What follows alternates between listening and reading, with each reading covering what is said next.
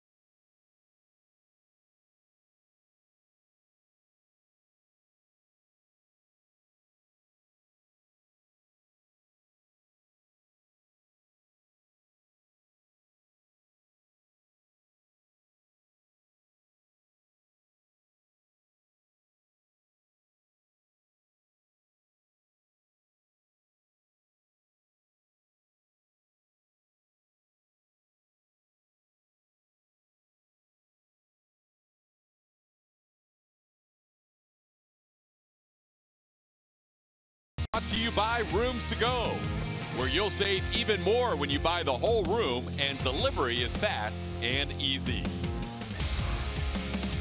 Astros wrapping up this homestand with a final game against the Yankees. Last time Lance McCullers Jr. faced them, it was all curveballs. When we come back, Julian Morales will tell us how that has shifted in 2018.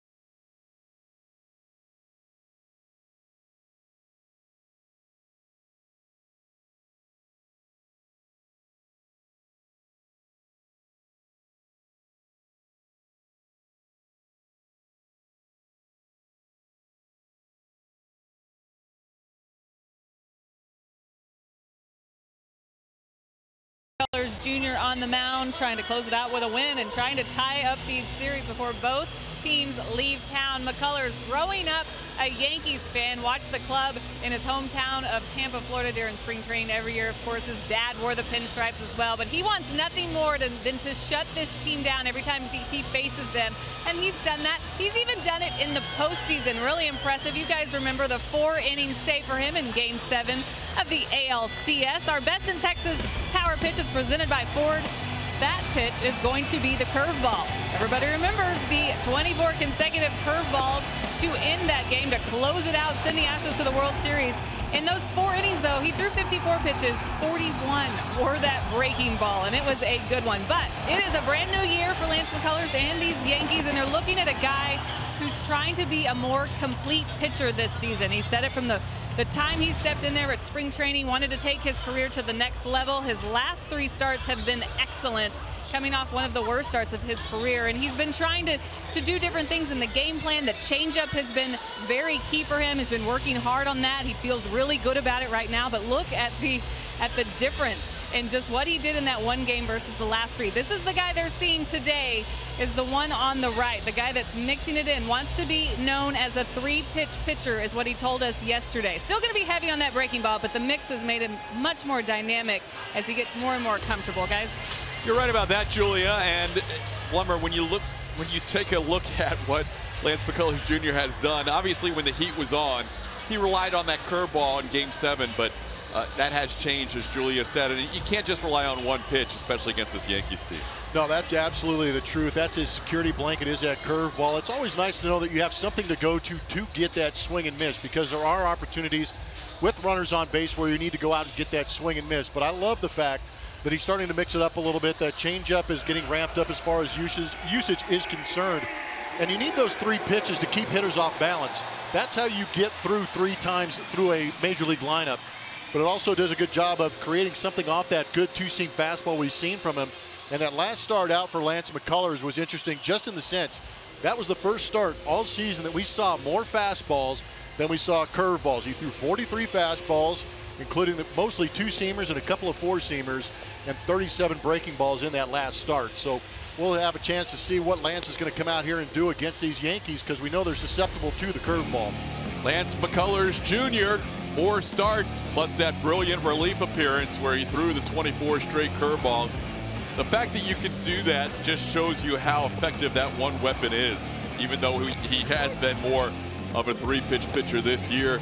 2-0, the biggest save of his career, the biggest save in Astros history, or one of them at least, with that Game 7 save against the Yankees in the ALCS. And he is out there today for his 7th start of the year. He is, and he's got great numbers on the season for Lance McCullers. The great number on the bottom is that 63% ground ball percentage. We talk so much about the strikeouts with Lance McCullers that you forget that when he's going well and that two-seamer has good run, he can pitch to contact and use that defense behind him. 2 very good assets for a young pitcher to have. Here's the lineup for the New York Yankees today. Hasn't been a whole lot of offense for either side, although the Yankees have put up 4 in each of the last 2 games. Brett Gardner back in the lineup in center field. Aaron Judge is in right. Didi Gregorius, the shortstop, hits third. Giancarlo Stanton, the hitting star in last night's game. Gary Sanchez, the hitting star in Tuesday night's game. Neil Walker gets the start at first base. Miguel Andujar is the DH, and Ronald Torreyes and Gleyber Torres round out your Yankees lineup. Afternoon baseball, quick turnaround for both sides. Astros hoping to split this series before heading to Arizona and Oakland for a 6-game road trip. And the first pitch is something the Yankees hadn't seen in the last 24 pitches. A fastball. Lance starts out Brett Gardner with a fastball. It'll be Gardner, Aaron Judge, and Gregorius in this inning as Lance facing the Yankees for the first time since that celebration game, Game 7 of the ALCS, and he misses 1-1. He won't come out and throw 24 fastballs, will he? If it was someone other than Lance, I would say definitively no. You never know what Lance is You really thinking. don't. He's got a new hairstyle today. I don't know if we're going to see it or not. There's 3 straight fastballs to get ahead, 1 and 2, which is kind of nice. Yeah, we'll see how much that haircut's worth. He's pretty good with the one before. He has gone platinum or silver, depending on your preference.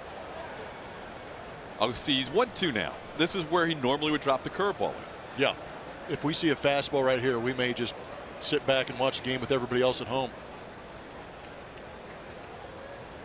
Curveball, broken bat. Lance fields it himself. He will underhand flip. And that's how we start this one. Gardner, a comebacker on the broken bat. The defense for the Astros presented by Xfinity. Behind Lance tonight, or this afternoon I should say, and the outfielders Josh Reddick, Jake Marisnick, and George Springer. Bregman and Correa, Altuve, and Marwin Gonzalez getting the start at first base. Yuli Gurriel is the DH. And Brian McCann, who came on in the last night's game as a pinch hitter and stayed in, will start the 3rd game of this 4-game series against the Yankees. His 3rd start. This is the finale of the 4-game series as Aaron Judge digs in.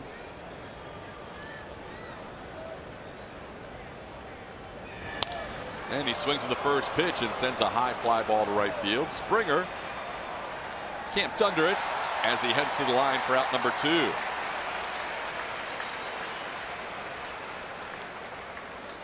Four or 5 fastballs so far.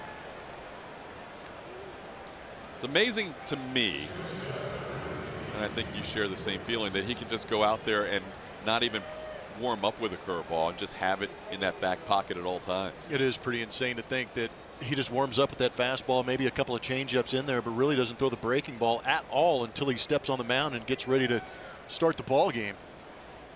That is the pitch that Lance has felt so comfortable with. Throws it more than any other pitcher in baseball.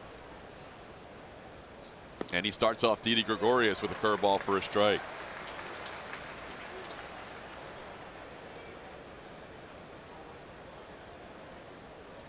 Astros with 3 on the right side against Gregorius in the shift.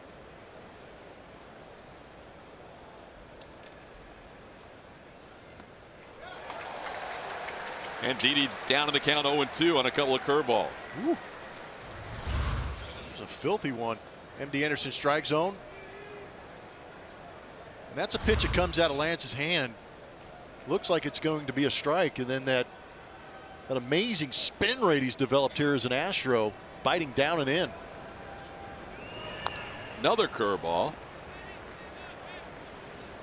The Mattress Firm Supermo look at that curveball might be fun. Yeah, it will be.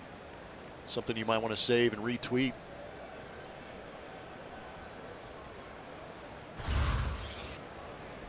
Lance winning our Stroll poll yesterday as to your favorite Astros player to follow on Twitter, edging out Alex Bregman.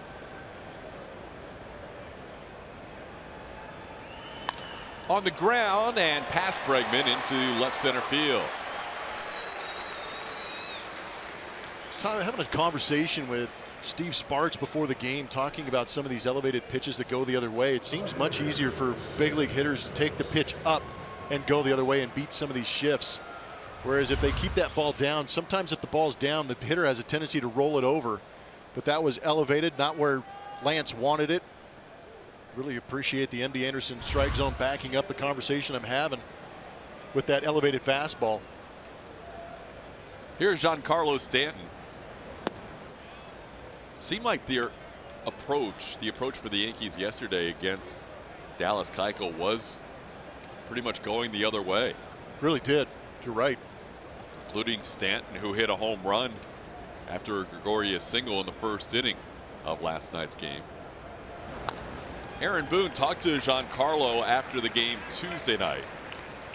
And at that point, he was 0 for 8 in the series with 6 strikeouts. And Boone said to his star outfielder and DH who just came over, he goes, there's going to be a point in the season where you carry our team. So don't worry about it, because we know you're going to get there. And then sure enough, the next game, Stanton carries the team when there wasn't much offensive production from the rest of the lineup. It's 2-1. Stanton hit one to right in the first inning. Second time up, pulled a ball into the Crawford boxes.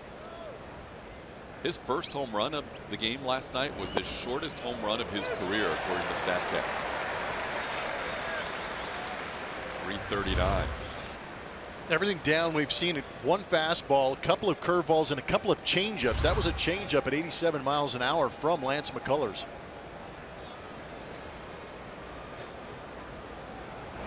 Swing and a miss on the curveball. Lance strikes out Stanton to end the first inning. We head to the bottom half of the first.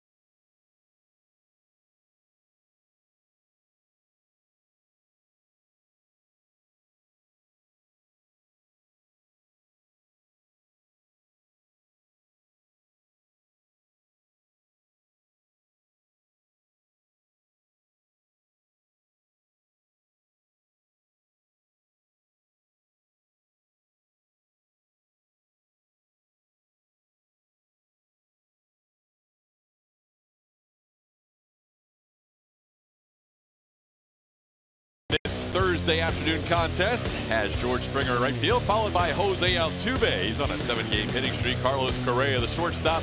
Yuli Gurriel DHing. Josh Reddick is in left today. Alex Bregman at third base.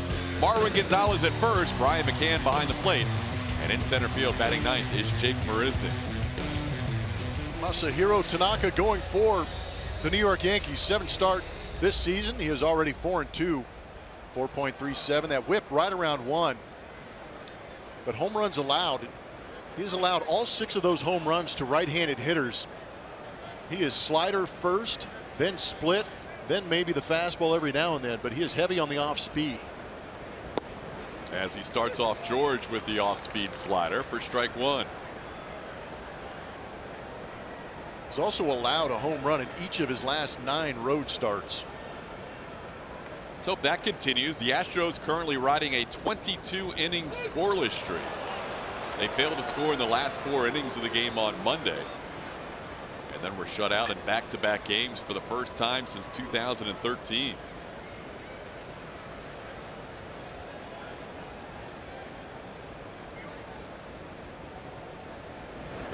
George tries to hold up on the slider and does. It's 1-2. George has good numbers, as you saw, against Tanaka. 6 for 17 with a couple of home runs in this homestand. He's batting .306, also with 2 home runs, but he's 0 for his last 6. That's out of play. Tanaka has 4 regular season starts against these Houston Astros, and he's given up 9 home runs in those 4 games.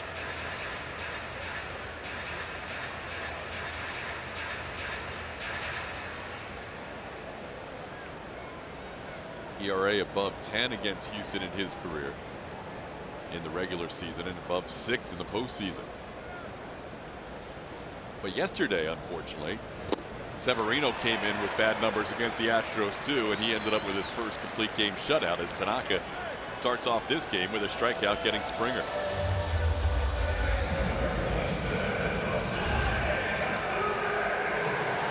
That is a split-fingered fastball.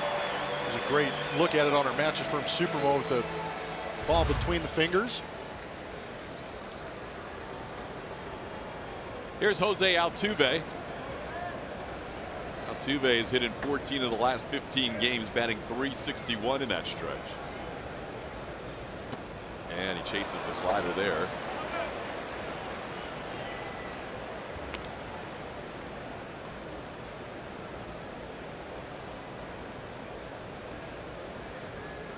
Not only have the Astros not scored in the last 2 games against the Yankees, they have not had a runner reach third base. Altuve drills one towards left, and this one is hooking and foul. Just foul down the left field line. That is severely disappointing. Would have liked to have seen that ball land fair and send Altuve off to the races. Not one runner at third base the entire series? Not in that 22-inning scoreless streak. Oh, it's not good.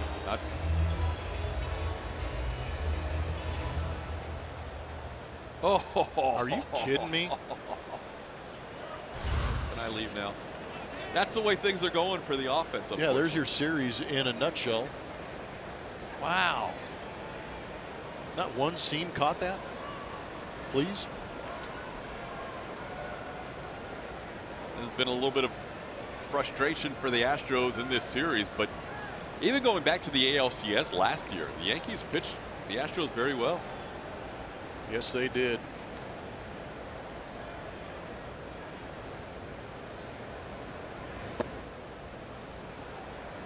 It's amazing when you get 2 powered offenses like the Yankees and Astros together, and then it turns out to be a pitcher's duel.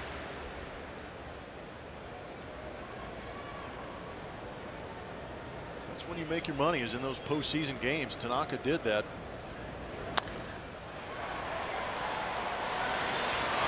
On the ground, Altuve retired for out number 2. Yeah, Tanaka, we mentioned his struggles against the Astros. That has been regular season struggles. Better in the postseason in his 3 starts.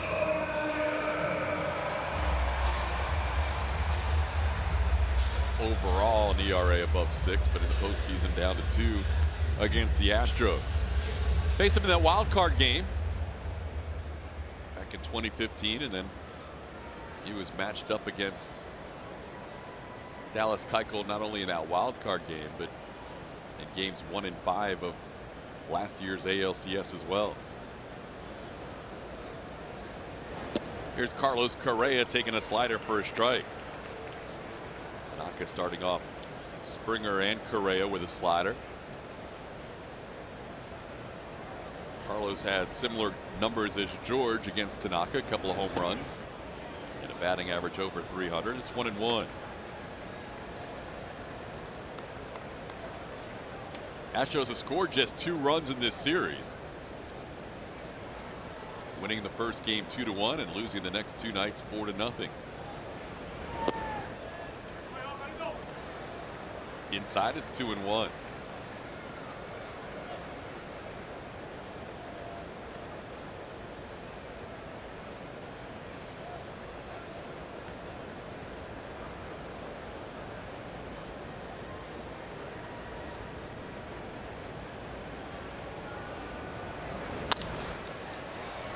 Gregorius. Tanaka with a 1-2-3 first to match Lance McCullers Jr.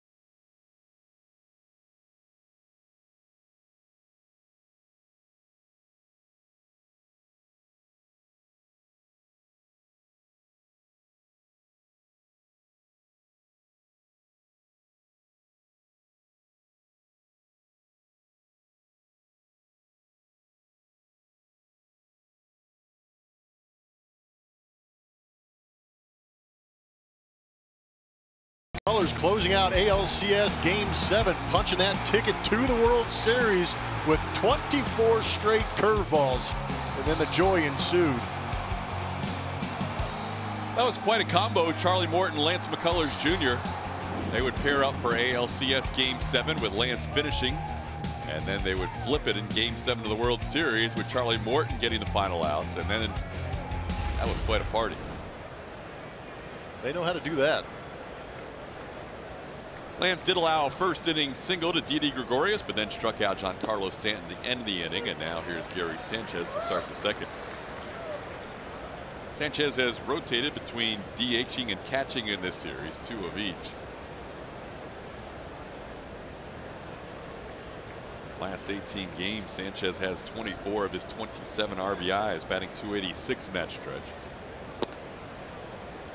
Takes one outside, it's 1-1. It'll be Sanchez, Neil Walker, and Miguel Andujar.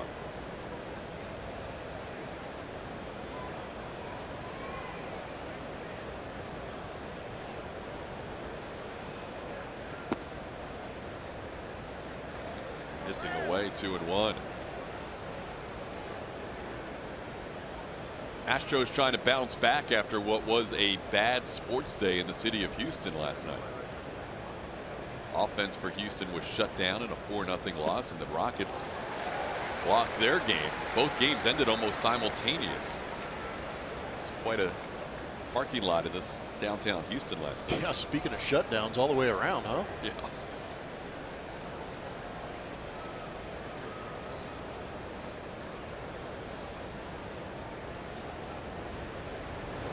Curveball, tried to hold up, and he does.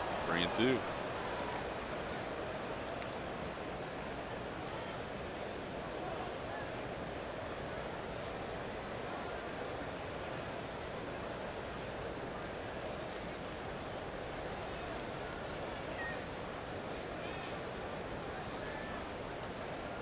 This is the cat and mouse game early. Lance had 2 strikes on Didi Gregorius. Normally that's a curveball. Instead he got a fastball and singled for the only base runner. Now Sanchez laid off the 2-2 curve. Do they go back to another one? That one's outside, ball 4. It's good AB by Gary. Julia, what do you have for us? Well, you guys talking about some of the big games that Lance McCullers has pitched for the Astros, the biggest really when it comes to Astros history and what he was doing for them. But so he's performed well on the biggest stage. You know, he's early in his career. He's been tested about as hard as you can. But for Lance, you know, a lot of those moments for him were unknown. It was what his role was going to be. There was an elimination game in Game 6 of that ALCS.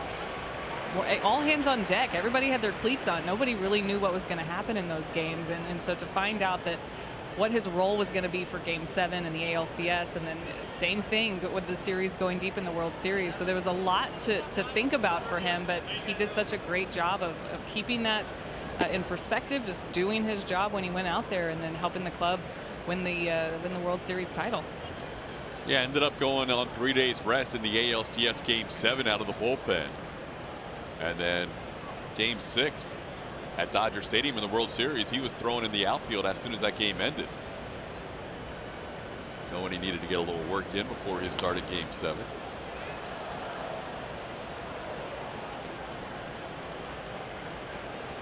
Neil Walker with a count of 1-2.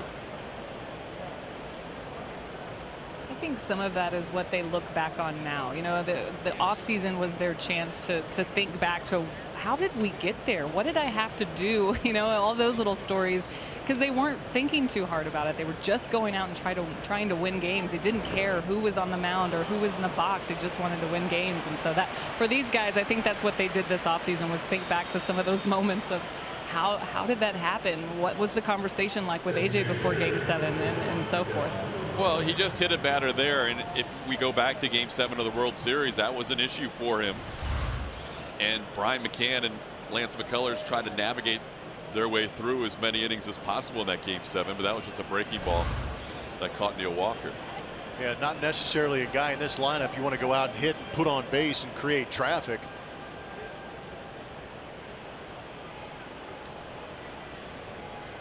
Miguel Andujar, the batter.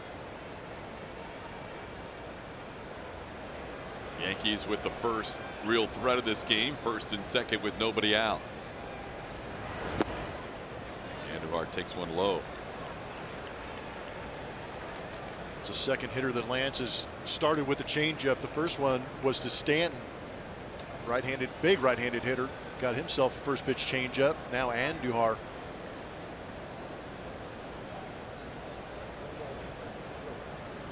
Andujar 1 for 11 in the series.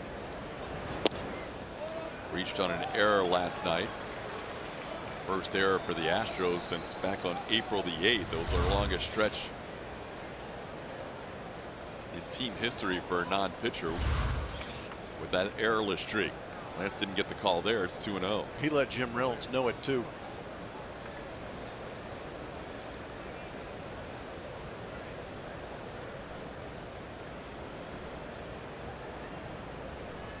A walk and a hit batter, and now a 2-0 count on Andujar.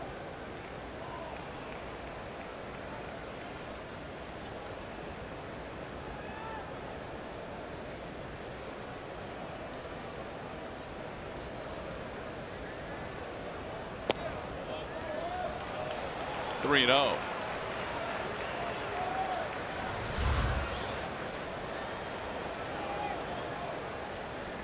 Not terrible pitches, but apparently the home plate umpire Jim Reynolds is not giving the upper portion of the zone.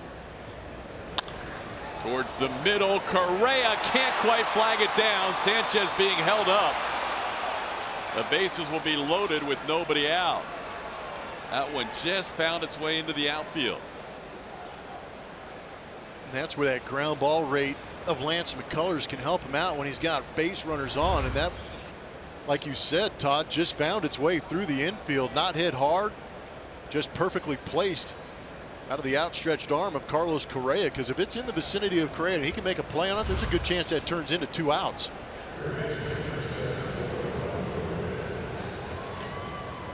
This is where Lance McCullers needs to grow up a little bit, bear down, and make some pitches. whether it be the swing and miss or to get that ground ball and trade a run for 2 outs.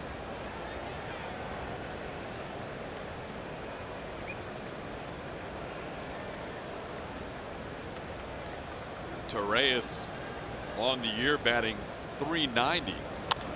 Slowly hit ground ball. Bregman can't quite make the play. The flip is late. Everybody's safe. A run scores. The Yankees take a 1-0 lead. Torres can run a little bit, and that may have created a little bit of an issue or urgency for Alex Bregman coming across trying to cut that ball off. I think the intention of Alex was to go to second base. Charges in, cuts across, but it created a tough angle.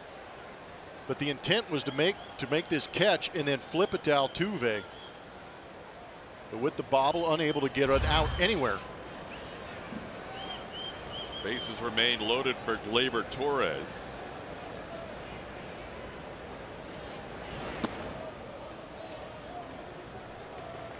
So in sac fly situations, StatCast has given us the ability to figure out when they can tag. It takes into account the runner at third base and the arms in the outfield. That red zone is do not tag. Good chance you'll get thrown out. Yellow is 50-50, and the green zone means you're going to score probably relatively easy. Just kind of a fun way to look at how StatCast takes into account speed, arm strength, depth of fly ball.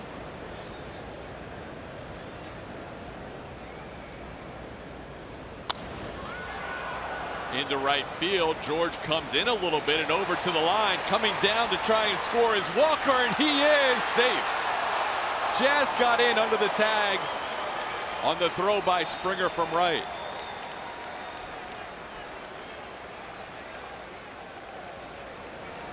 How did Andujar not go to third base?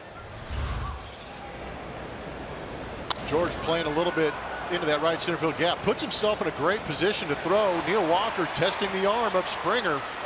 I think it's a combination of the throw coming up the line and the runner coming home that really cut down on the area where McCann could make the catch and tag. And a good slide from Neil Walker. A frustrating inning so far for Lance. Walked Sanchez after he laid off the 2-2 and 3-2 curveball. Then he hit a batter, Neil Walker, with the curveball.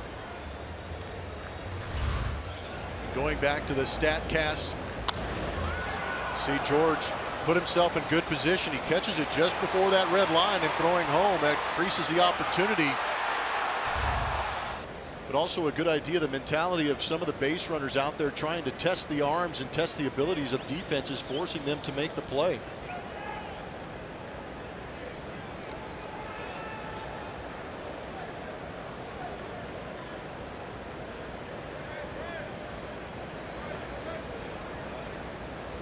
Here's Brett Gardner.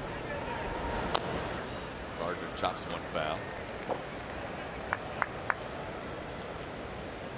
2-0 Yankees. The Yankees went over 60 innings from the regular season last year through the ALCS, through the first game of this series, without having a lead in this stadium. In this ballpark, they'd gone over 60 innings without having the lead until they took the lead in the 9th inning of Tuesday's game, and now they've been out in front for the last 3. Ground ball towards the right side. Altuve has to wait for it. Only has the play to first. That's the second out of the inning. Runners move up a base.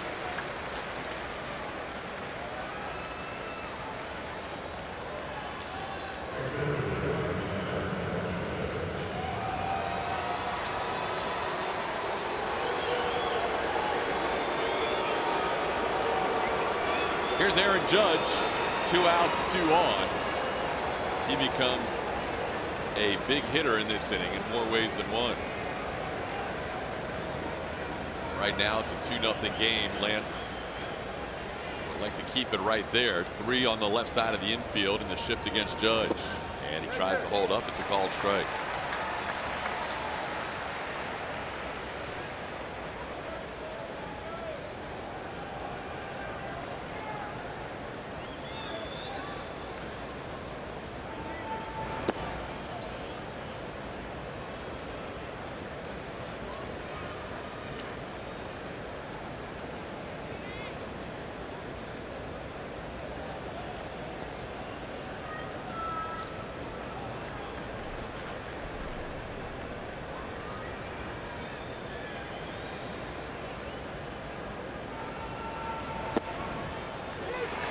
strike 1 and 2.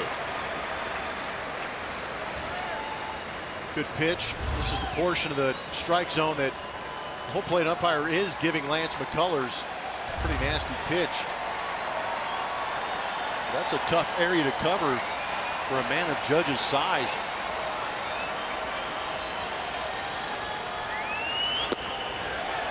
Trying to shoot that corner again, missed it. 2 and 2. I like it. He went after that corner again, but just a little bit further off that edge to see if he could get the swing. Maybe some of the impatience and panic from Aaron Judge, but he didn't go for it. Bounces past McCann. It comes back to Bryan. The throw home. Out at home plate. Lance covering. Tags out Andujar to end the top half of the second inning. Yankees are going to take a look at this on the video. That ball came right back to Bryan McCann, and Lance did a good job covering the plate. Just a great job by Lance, not giving up on the play, continuing to hustle, finish playing the game of baseball. Did a great job of putting himself in between Andujar and home plate to get that out. No review, inning over. McCullers the tag at home.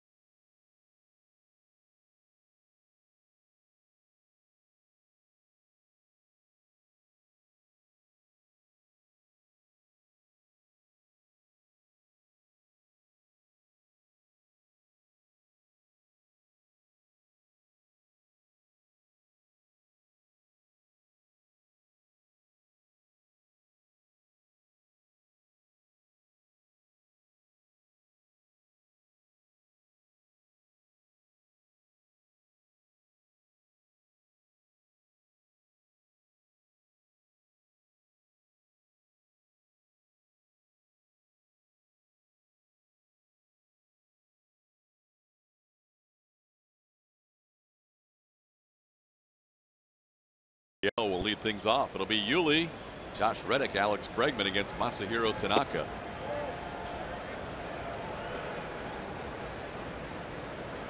Remember back on Monday night when Yuli doubled off the wall, made it a 2-0 Astros lead? Seems like ages ago. That was the last time the Astros scored a run. Line drive, speared by the third baseman Ronald Torreyes. As he makes a nice backhand catch for the first out of the inning. Our Texas Auto Diamond Kings are. Some of these Astro hitters against Tanaka back on May 14th. Mother's Day game. Wearing the hot pink. Those bats were white hot. Beating up on him 10-7. George with a couple of home runs. Josh Reddick getting in on the action. The big home run was off the bat of Alex Bregman. Bregman's first of the year last season. Hit a grand slam at Yankee Stadium.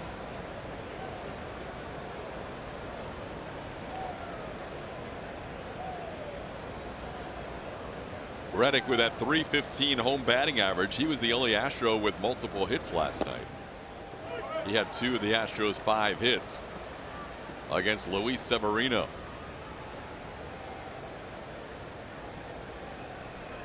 Severino ended up with his first complete game and his first shutout a night after the Yankees had to use 8 innings out of their bullpen. As Reddick takes a called strike, it's 1-2.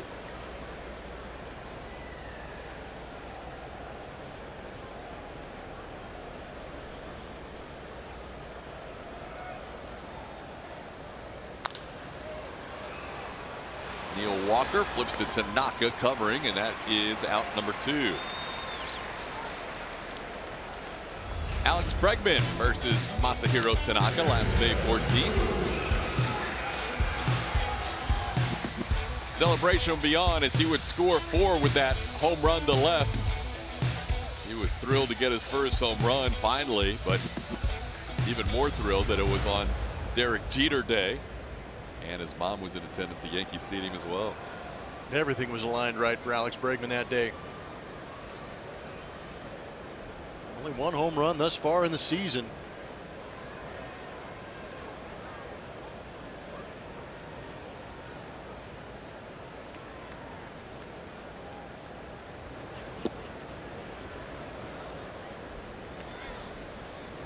Pretty contrasting styles from the right-handers the last 2 nights. Severino, heavy dosage of fastballs. And Tanaka will go to that fastball as his 3rd most frequent pitch. There it is, called strike. It's 1-1.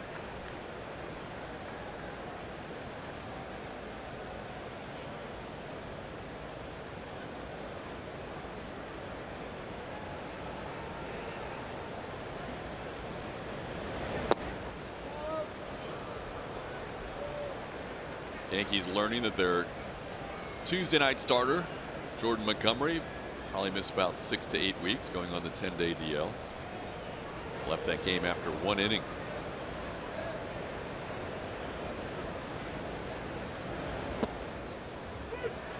Left elbow strain for Jordan Montgomery.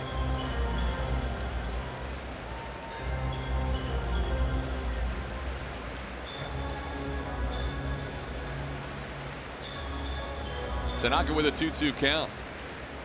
Technically a strained flexor tendon, to get more specific, in his left arm. Those can be scary. Ball's hit well to center field, and there we go. Astros with their first hit of the day. Alex Bregman with a single to center. A lot of sliders away to Alex Bregman in that AB. Laid off some tough ones off the outer edge, and then he finally gets a fastball middle away, stays on it very nicely. It's a 4-seam variety fastball. Great piece of hitting. Let the ball travel, go with it, take what they give you. Don't try and do too much in that 2-strike count. Great piece of hitting. Since being in that 6th spot, Alex Bregman has been tearing the cover off the baseball coming into this game. 357 in that 6th spot. Here's Marwin Gonzalez.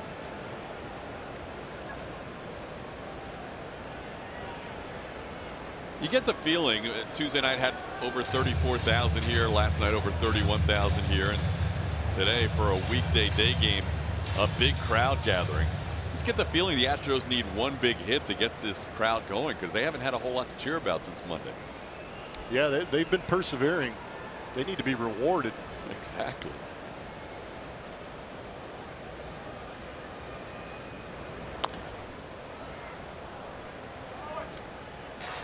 Heavy doses of off speed to Marwin Gonzalez. The interesting thing is you've got a couple options when you know you're getting a heavy dose of off speed, and Marwin averaged down to 228. Is you either attack it, maybe move up in the box and zone the off speed up so you can hit it, or you just completely lay off it. Because we've seen some of these off-speed pitches to Marwin off the edges down in the zone, much like that last swing and that last pitch. But if you're going to sit off-speed, you've really got to zone up and see the ball up out of the pitcher's hand, because usually the nastiest off-speed you're going to see is when it's down out of the hand of the pitcher and it's going to break down out of the zone.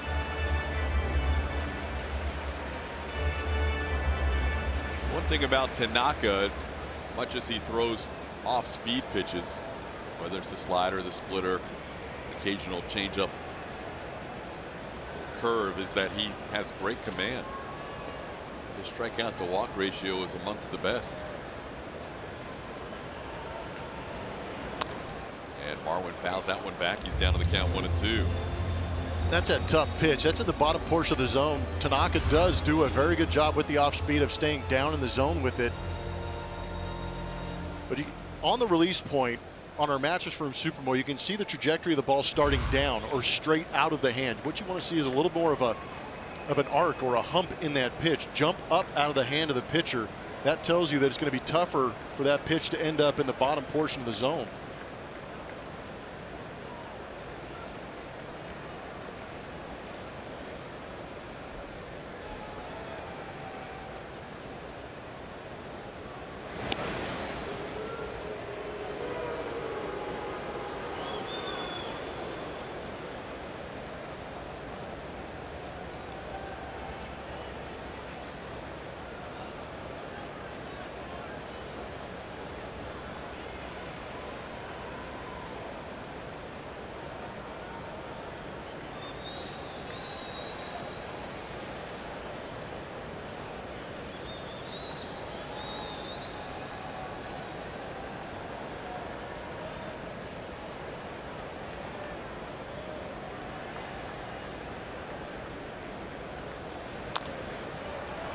Slow tapper that's just foul. Stays 1-2 on Marwin.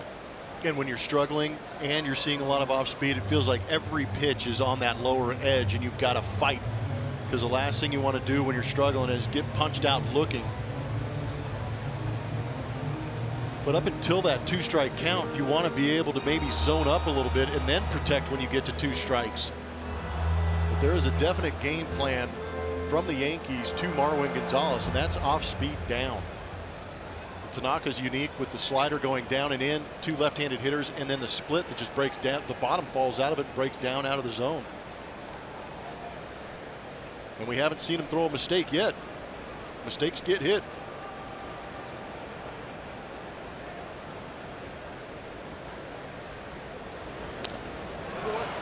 That was one.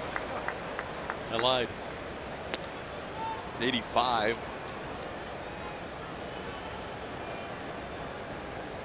Is that a rare changeup he threw? Might have been. Sometimes, you know, if you get a guy that throws a lot of split fingers and they overthrow it, it'll flatten out a little bit and look like a changeup. But I wouldn't be surprised that Tanaka, he's got about 8 pitches according to some of the scouting reports we've seen. So it might have been a changeup. Can't rule it out.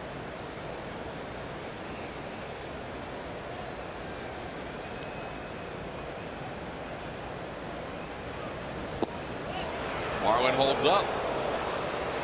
Pitch inside. It's 2-2.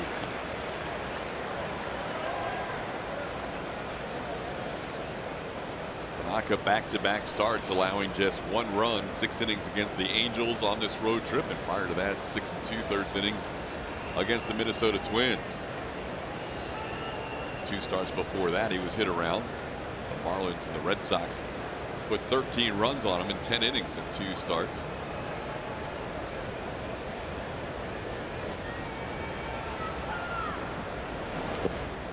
Marwin back to a full count after being down and really battling.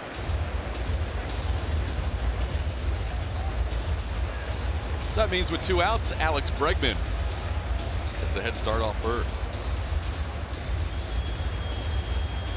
How about we give Alex Bregman a running start at first base and maybe a get-me-over split finger that gets hammered into a gap for Marwin Gonzalez to spark things here a little bit and get these fans going. That would work for me. Gary Pettis has been a lonely man in the third base coach's box. He hasn't seen a runner over there in almost 24 innings. It's still amazing. With as many walks and hits the Astros normally get, that's just mind-boggling. Runner on the move, on the ground. The flip to Tanaka covering, and that'll do it for the Astros in the second. 1 hit, 1 man left on base. We head to the third. It's 2-0 Yankees.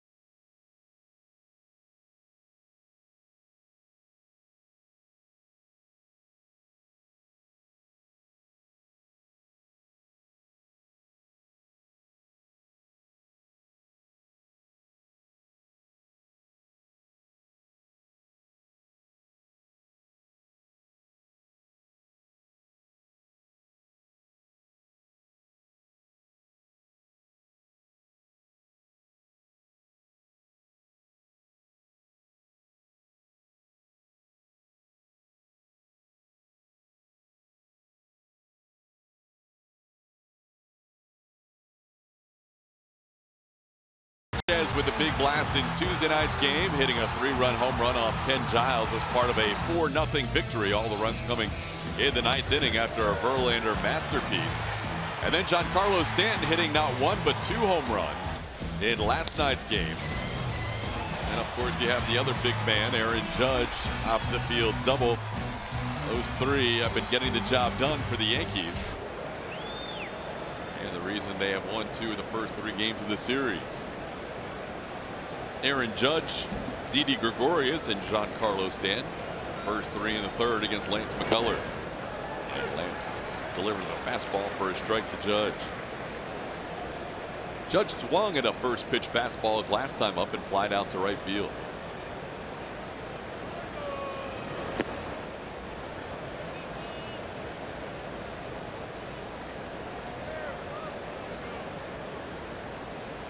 I think heading into series, and it probably goes across the league, if you're facing this Yankee team and you're able to keep them in the ballpark, you're giving yourself a pretty good chance to win. Lance calmly throws to first to get Aaron Judge for the first out of the 3rd inning. The home run to right yesterday by Giancarlo, as we mentioned, the shortest home run of his career since the StatCast projections have begun. Only had about a 65% hit probability. It was not crushed. The second one was hit very well. It's nice to be an Adonis and just make a mistake and hit one out the other way. That's the crazy part, is ballpark seemed a little small when Aaron Judge and Giancarlo Stanton are in the batter's box. And the two ballparks these teams play in, I mean, even that ball at Yankee Stadium might get a little bit deeper into the stands the way right field plays there. You're right about that, which is crazy to think about, that Dallas Keuchel prior to last night had not allowed a home run. Yeah. In 9 previous starts, postseason or regular season, against the Yankees, because he's pitching in home run friendly ballparks. This ball's hit pretty well to left field. That'll send Reddick all the way back. He is near the wall and he jumps up. It's off the wall. Didi Gregorius into second base with a 1-out double. Good effort by Josh, but a double for Didi, who's now 2 for 2. Yeah, I've got an idea about these outfielders, especially with Jake in center field, that if you're a corner outfielder, as Didi Gregorius picks on a curveball that stayed up in the zone, did a good job of going the other way, which we don't see too often from Didi, actually going the other way with authority. But I think the corner outfielders here with Jake Marisnick in center field, even George does a good job of backing these guys up. I think in knowing that, it allows those guys on the corners a little more ability to go to the wall and attempt a great play. You're right about that. You don't see a lot of left fielders get back to that wall in time to make a jump against that concrete near the bullpen. That was Josh Reddick, though. That's the way he plays. It is the way he plays. A little of that fearlessness, but it's a calculated risk for him. He understands what part of the ballpark he's in.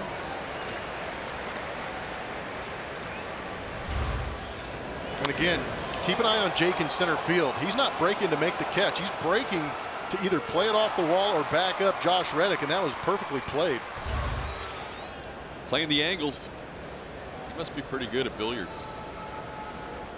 That was right where he was positioned. Or Pong. Ooh, you went old school. You dropped Pong out there. That was before Julia was born, I think. Yeah, she has no idea what we're talking about. 1-2 the count on Giancarlo Stanton. Ground ball towards Bregman, 2 hops. And that's the second out. Did you say Pong or Pog? Not your favorite childhood game of Pog. But no, because the actual. I thought it was old because I knew what a Pog was. What's Pong? It's probably the original Atari video game. It was the. Oh. It was so old school. It was even in the Astrodome before we moved, and we moved when I was 4 years old. Nice. It actually looked like the home run scoreboard with when shooting off the 6-shooters, and they were ricocheting all over the place on that scoreboard. That's what Pong looked like. Pong was as simple as it gets, but it was the first video game. Yes. We'll give you a lesson on the flight to Arizona. Yep, we'll tell you all about it. I'm sure there's an app for it. It's much more exciting on a flight than it will be on this broadcast. That is true. Here's a strike to Gary Sanchez. It's 0-1. Pong. He dropped Pong out there. Sanchez walked his first time up.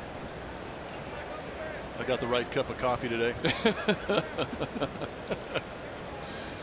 Oh, my goodness. We haven't had a chance to laugh much lately. It's been a lot of 1, 2, 3 innings from the offense. 21 straight scoreless innings. No, more than that. We're up to 25 straight scoreless innings since the 4th inning of Monday's game. Pitch from McCullers is outside for a ball. Wow, jumping up to 97 miles an hour. Let that one go.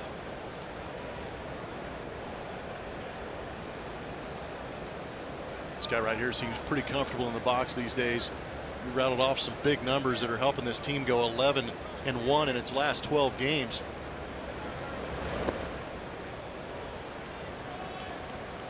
That's a very young team. It's not the typical Yankees team we've seen in the last few years, filled with veterans. They are going through their second phase of the baby bombers with Andujar and Torres. Last year it was Sanchez and Judge.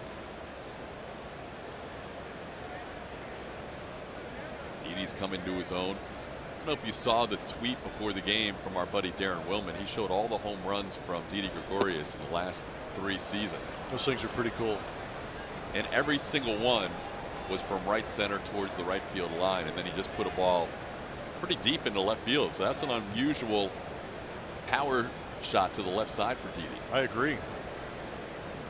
It's not something Didi is known for. Lance down to the count, 3-1. He walked Sanchez his last time up. And that's something the league will adjust to now that Didi has become player of the month and really announced his presence in this lineup for the New York Yankees. If he can continue to try and show power the other way, that's going to make it tough.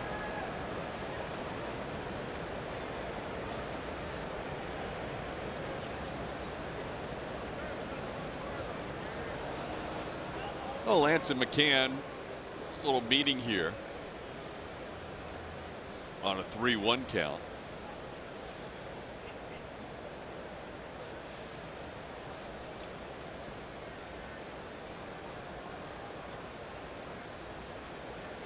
Three-one count, 2 outs, first base open. We've seen the situation with first base open and Gary Sanchez at the plate. Neil Walker hitting behind Gary Sanchez. Big league hitter in his own right, but in this season so far only a 163 average for Neil.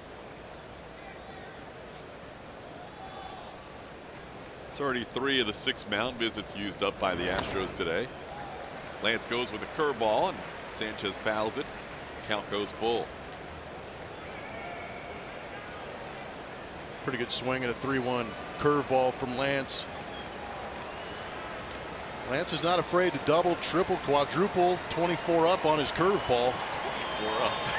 I don't know what the word is for that. I don't think there is one. If there is one, tweet us. Yeah, let us know. 3-2 curveball misses this time. A little up and a little away. And Sanchez walks for the 2nd straight plate appearance. Pay attention, Julia. Yep, game on the flight. Be ready for happening? it. That's This is Pong. Pong? Oh, yeah. Oh. What does the controller look like for this game? A little circular. There's a little circular dial What's that the you'd noise? rotate. This is adorable. Adorable? It's not adorable. Adorable's wearing number 27. Does it get harder than this? You can. It speeds up. Jinx. Line drive center field coming on Jake Marisnik. He will play it on 1 bounce. Didi Gregorius coming home. He will score. Yankees lead 3-0 on the RBI single by Neil Walker.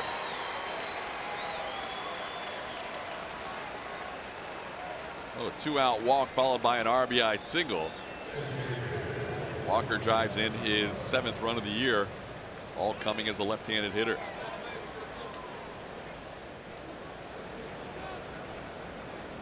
And that's just the lesser of 2 evils. You go ahead and face Gary Sanchez, or you put him on first base and take your chances with Neil Walker.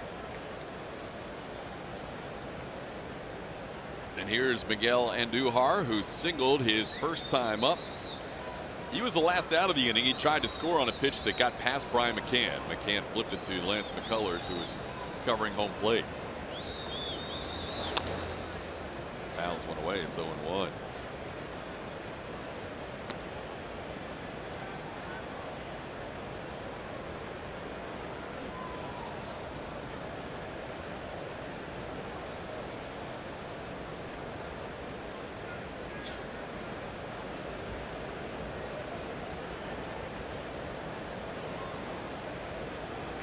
Three earned runs allowed by Lance in this game, just the second time in 7 starts this season that he's allowed 3 earned runs or more. Allowed a couple of earned runs in his first 2 starts, then the 8 in that kind of outlier outing in Minnesota, and then he has been on point since then. 1-1 and no runs allowed the last 3 until today. On one pitch is popped in the air towards the crowd, and it is going to drift into the 4th row. 1-2 the count.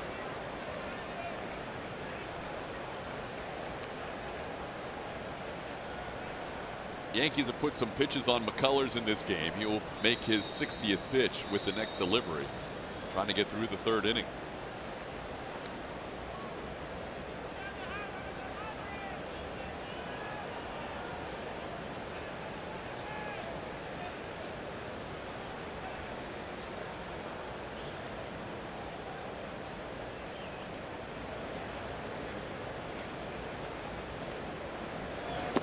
Tried to hold up, and he goes around.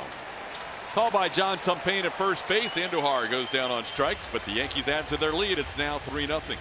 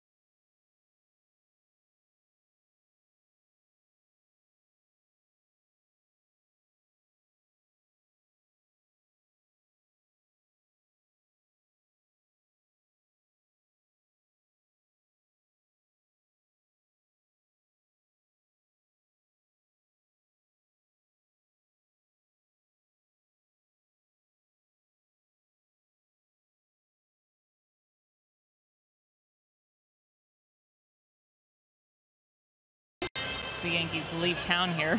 Which team will win the AL East? Will it be the Red Sox or these Yankees? Or will the Blue Jays make a run at it? These are your top 3 teams right now in the division. Still early. Boston and New York off to a good start. 22 wins for that Boston team. Okay. Yeah, there are the standings, Julia. Red Sox leading the Yankees by a couple of games. Those are the 2 best records in the American League so far, with the Astros having the 3rd best record. The Blue Jays are 4 games over, but 5 games back. It's pretty impressive what New York has done, because I'm sure up in Boston, the way they're playing, feeling pretty good about themselves, and they're really not creating that separation you think that record would do this early in the season. Here's Brian McCann leading off for the Astros in the bottom half of the 3rd inning. Astros have 1 hit so far. It was a 2-out single by Alex Bregman. In last night's game, when Severino was in control from the start, the Astros had 3 runners on in the first 6 innings, and they were all 2-out base runners on first base. A couple of walks, excuse me, a couple of singles and a walk. Then they had first and second, nobody out in the seventh, but couldn't do anything with it. McCann swings through the fastball. It's 1-2. Rare fastball. 91 looks like 101 when you've seen so many off-speed pitches.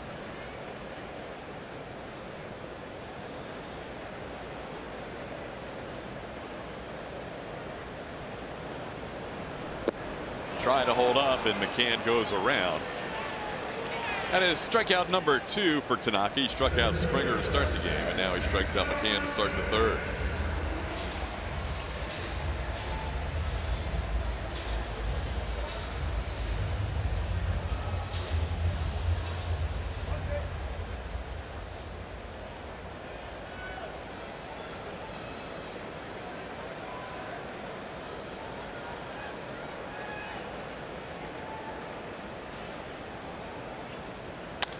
Here is a base hit for Jake Marisnick. First pitch swinging and sends one into right field.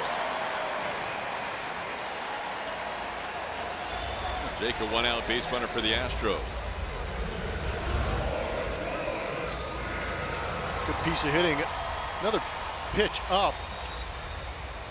And a good attack by Jake Marisnick going the other way with that pitch.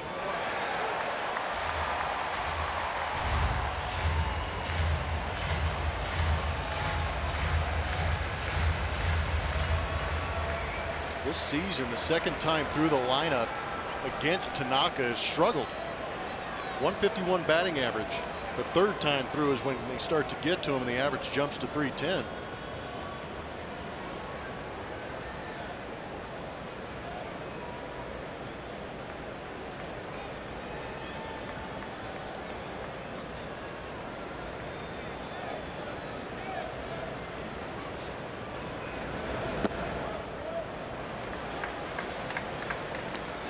George struck out his first time up.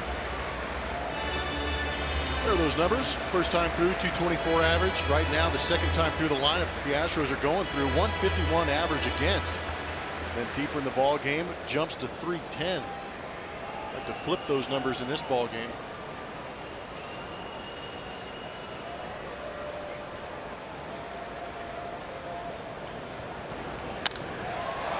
George gets under one into center field. Brett Gardner waits for it to come down, and that's the second out. The Astros and Houston Methodist are celebrating Mother's Day weekend at Minute Maid Park. Celebrate the special women in your life with special events from May 11th through the 13th, including Pinot in the Park on Friday night, Floppy's summer hat giveaway on Saturday, and Infinity scarf giveaway on Sunday. Visit astros.com/promotions for tickets and info.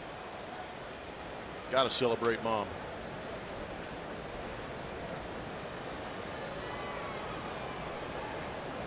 Jose Altuve digs in. 2 outs, a runner on first.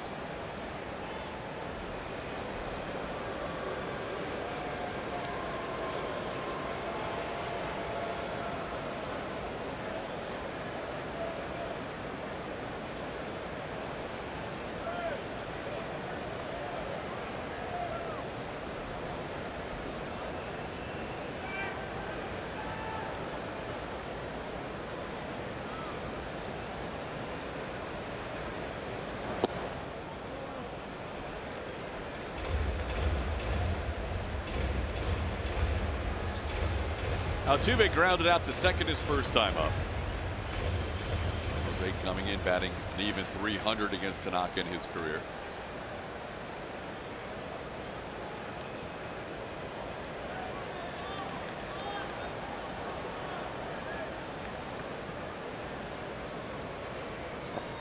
Bounces up there. Jake's going to head to second. And he'll go in sliding on the wild pitch.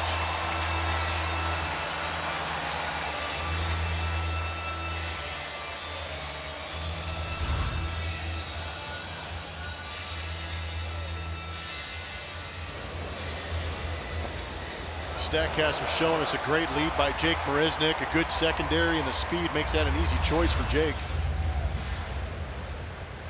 Guess what we have here?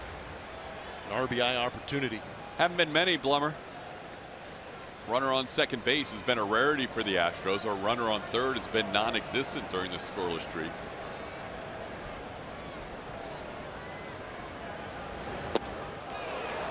Two and one the count. Head flying out a little bit for Jose Altuve.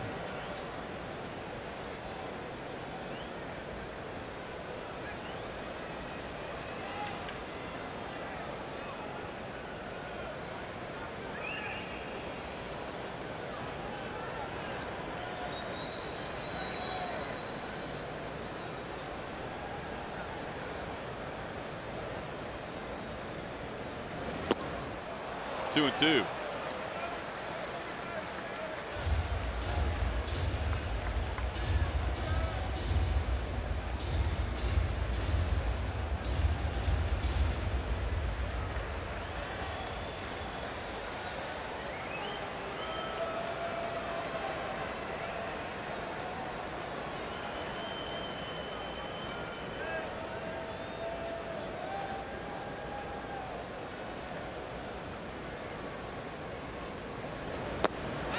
Tanaka comes back to get Altuve after being down to the count 2-0. So the scoreless streak continues. The Astros have now gone 25 straight.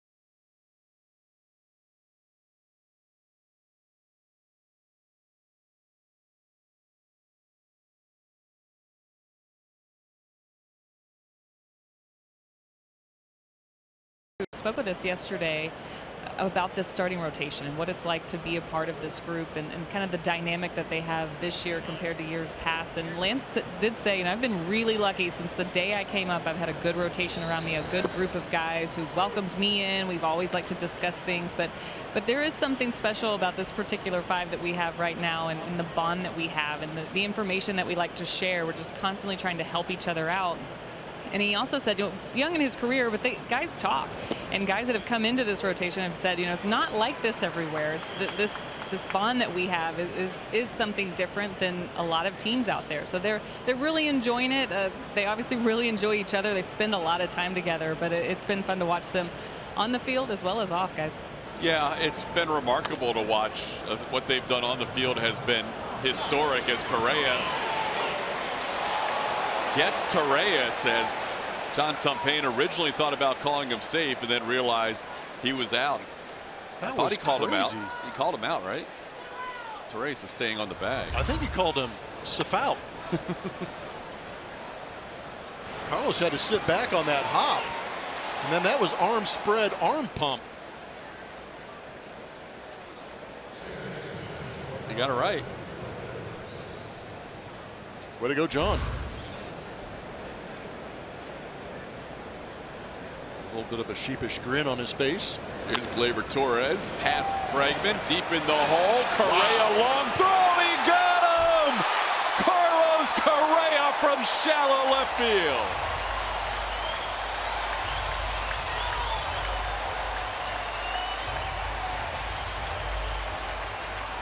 Wow.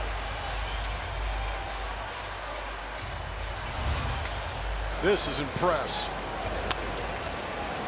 Ranging, stretching, the ability to get that 6'4" frame in position to throw back across his body, across the diamond. And that's right, show some emotion. That was a heck of a play. One of the best in his career. Wow. Yeah, we feel the same way.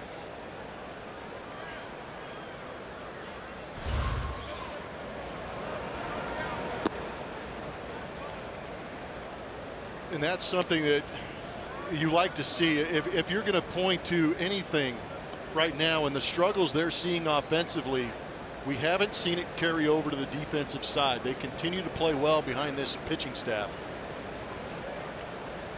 That's a great point. As bad as they're going offensively, we're going to talk to A.J. Hinch about that next half inning.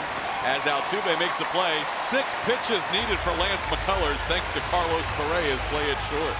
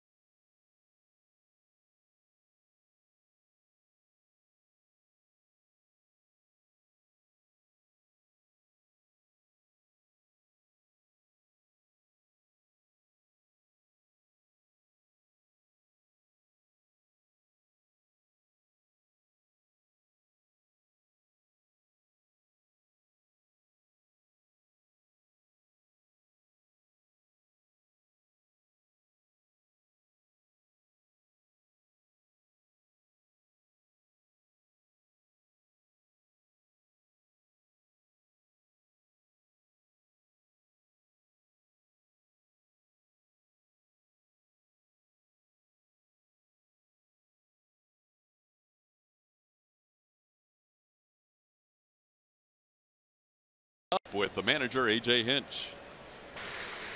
A.J., fortunately, Carlos Correa made that play so we could talk about his defense instead of the 25-inning scoreless streak. His defense this year has been phenomenal. I figure we're going to talk about both, but both have been sort of unique. The Correa defensive gems and Bregman's defensive gems on the left side of the infield have been nothing short of spectacular. It's all about his first step. When he gets his first step in a right angle, it's ridiculous how much range they have. I need your help, AJ. You guys rake on the road, not so much at home early on to start the season. Anything you got for me? I mean, April and a few matchups that haven't worked out our way. We don't swing inside the strike zone in this ballpark yet in April. I mean, we hit pretty well last season. We've done it before where we've gone into these cold stretches. But when we swing outside the strike zone, I don't care what stadium you're playing in, we're not going to be at our best. Kind of a frustrating 2-run inning for Lance in that second with a couple of infield hits on him. He seems to have been settled in, and that was a nice play he made at home plate. A little bit of both. You know, the walk, the hit by pitch, a couple infield hits. You set yourself up with base runners, sac fly, just far enough to get outside that. So small little margins in these games, especially against good teams. All right, AJ, let's see if we can break this streak. Yeah, you got it. Thanks, AJ. Thanks, AJ. AJ Hinch with Carlos Correa, Yuli Gurriel, Josh Reddick. Trying to get something going, Blummer, and he mentioned something that you had been seeing is that they're just leaving the zone a little bit. They are. The chase percentages are up and going outside that strike zone. That was something we saw last year so good with the Houston Astros, was command of that strike zone. They were great inside of it. They laid off everything outside. And when you start laying off pitches outside the zone, those are balls. They get called balls, and it forces you into hitters' counts where pitchers have to get back into the zone, and some of those mistakes get hammered. They're not doing that right now. And we've seen with this team up until this recent stretch, they're very good on putting a lot of pitches on starting pitchers and getting into the bullpen early, but we haven't seen that, although it was kind of an unusual night Tuesday with the injury. We haven't seen that as much lately. Severino going the distance last night for the Yankees. Correa down on the count 0-2. And we thank A.J. Hinch for taking time out to join us in the middle of this game, and hopefully that'll change the luck. Oh boy. Home and road, 18 games at home. They have 18 home runs, but the on-base percentage is the big number. That's usually what the Astros predicate themselves on, is getting up around that 35%. But now below 30%. That means they're not getting on base and swinging the bat excessively outside the zone. There you go. I don't want to be right. Well, that was a tough one. That was AJ. That's AJ said. That was tough pitch at 0-2, and Tanaka's good at getting a chase. He's getting chase. Yes. He's getting a lot of chase this year on his off-speed pitches, more so than last year. Well, the second you lean out over the, if you're a right-handed hitter, and the second you lean out over the plate to try and protect against the slider, he's got that great split finger that breaks down. You swing over the top of that. Here's Yuli Gurriel. Yuli sends one towards the crowd and left. This was out of play. We mentioned the 18 home runs in 18 games. They also hit 18 home runs last year in the postseason. A lot fewer games. Yeah, 9 games last postseason here in Minute Maid Park and 18 home runs. So that it's just strike zone command. 4 of those home runs came against the Yankees in their 4 home games in the ALCS. The other 14 came in the other 5 home games, 2 against the Red Sox and 3 against the LA Dodgers.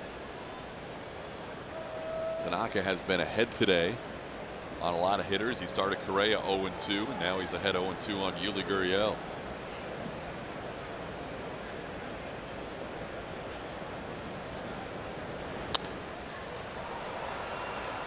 Fly ball into left field. Stanton is there for out number 2.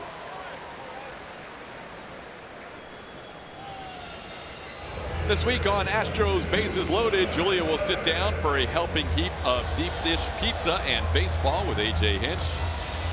Broadcast partner Blummer will dive into details about the launch angle, and we'll give you an inside look at the Astros photo day. All that and more on Astros Bases Loaded Fridays before pregame, re-airing all week long, only on AT&T Sports Network.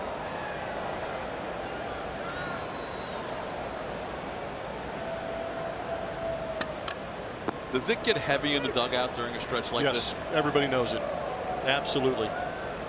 The guys they're feeling it. Every guy wants to be the guy that turns the page and allows these guys to go out there and unleash the fury that we know they have. It's just not happening. And this is a team that did it for 162 games last year. It's the same cast of characters. They led all of baseball in runs scored. They did it up and down the board. There wasn't one guy who had more than 90 RBIs. And Marwin got to 90 on that final weekend of the season. Right now they are just seeming like they're 0-2 in every count. This one gets past the first baseman. Torres fires to Tanaka covering. Reddick shares the frustration with the rest of the team as he fires his helmet down after that ground out. 3-0 Yankees after 4.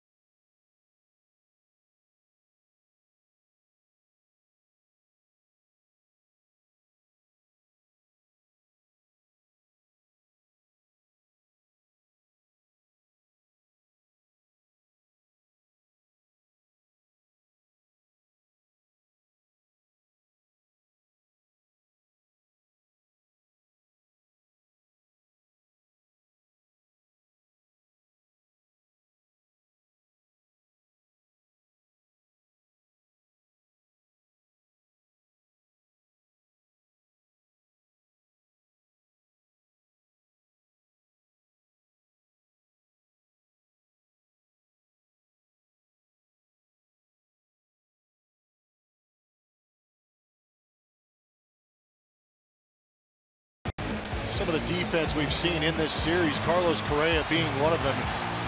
An outstanding, oversized shortstop, moving all over the field in shifts, laying out, making throws on the run. Pretty spectacular at that size to be able to jump and throw it back across his body and get those outs. Big play. A lot of fun to watch that young man play. It's been a talking point for us really since the first week of the season. It seems like his first step and his range have improved. And I hate to belabor the point, but it's not normal for a guy 6'4" to play such an athletic position in the big leagues. It's tough. The ball's flying around the infield, and the way you become better is by getting a good jump. And that good jump is that first step that Todd's talking about. And Joe Espada's come over here and really made it a mission of his in spring training to work on everybody's first step, but particularly Carlos Correa's. It takes a while to be known as an elite defender, especially at the shortstop position in the American League. And if Correa plays like he has in the first 20% of this season, he's going to be right up there amongst the best defensively at shortstop. And really, he hasn't been in that conversation before this year. So it's nice to see him evolve. Obviously, the offensive numbers speak for themselves, but what he's done defensively this year has been eye-opening. Aaron Judge with a 1-1 count. And he grounds one to Correa. Show a package of his defense, and they get a ground ball right to him. That one he didn't have to show his range as he gets Judge for the first out of the fifth. Well, Lance with a low pitch count last inning, only needing seven pitches to get through the fourth. And now he gets Judge for the first out of the fifth. Didi Gregorius has been problematic. A single and a double, both the opposite way. Hit the double off the wall and left as Josh Reddick made a great attempt for it. Swings through that pitch.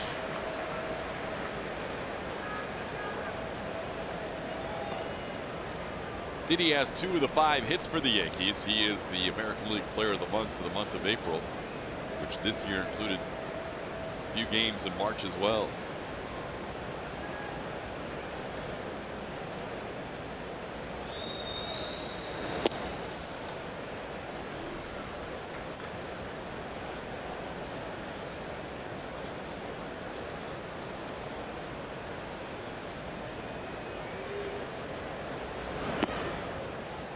Two and 1 the count.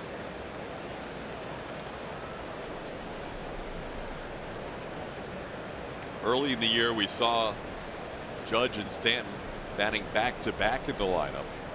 Now Didi Gregorius has kind of found that sweet spot right in between the two big right-handed sluggers. And he has really benefited. An OPS of 1159 and a slugging percentage of 717.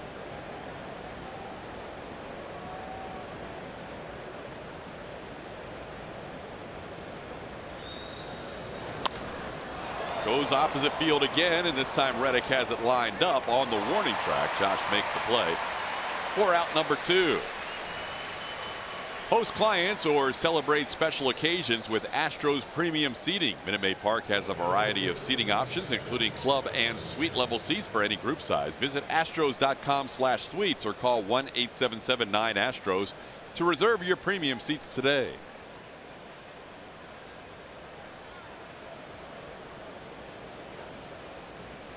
Here's Giancarlo Stanton. Takes a strike.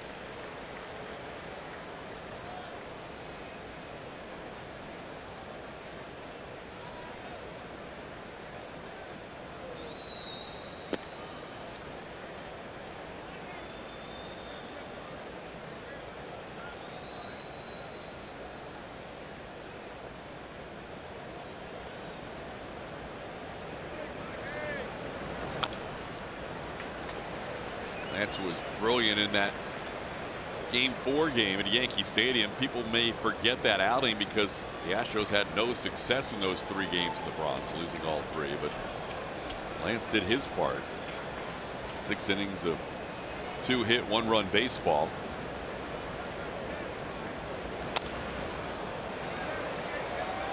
Fortunately, the Yankees were able to get to the bullpen in that game and won Game 4 6-4.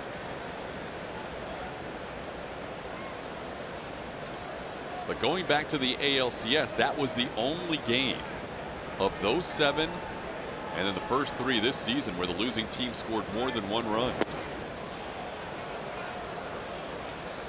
0 or 1 run scored on the losing side for 9 of the last 10 meetings between the 2 offensive powerhouses, the Yankees and the Astros.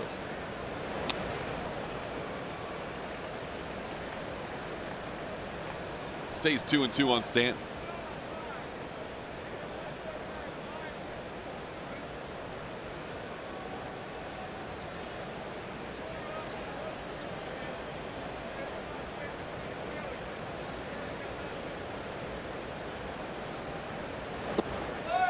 Just missed the edge, and the count's full.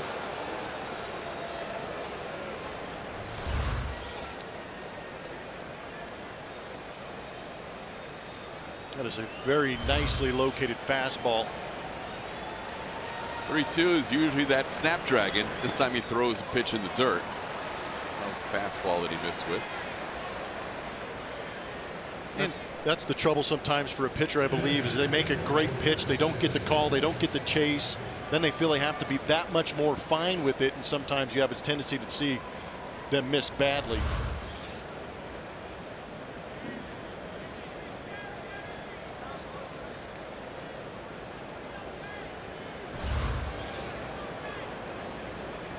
Here's Gary Sanchez, a couple of walks in this game. Sanchez scored the first run of the game for the Yankees. Ronald Torreyes reached on a little infield hit. Top foul.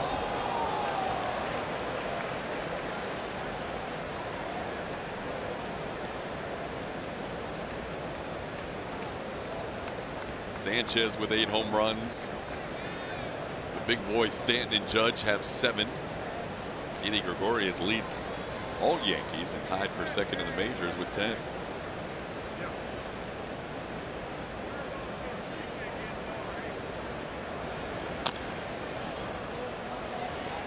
How was that foul? Brian McCann played it fair. How was that foul? Jim Reynolds made a mistake. He called that foul before the ball was dead. That should have been a live ball, and that's what A.J. Hinch wants to talk about. I wasn't watching the monitor. I was watching the field of play. If this doesn't touch anything else. Nope. That's a fair ball. Yeah, that's a bad call. That's a terrible call. Nothing you can do about it. Play's dead when the umpire calls it dead. Are you kidding me? No. McCann did a great job letting it roll fair. How do you call that soon? Wow. Well, Lance felt like he had struck out Stanton on that 2-2 pitch that was called a ball, so he's a little frustrated as it turns out. Now he needs an extra out here against Gary Sanchez. And he gets him. Great job. Curveball puts him away for the final out of the inning. Third strikeout for Lance. We are through 4 1/2, 3-0 Yankees.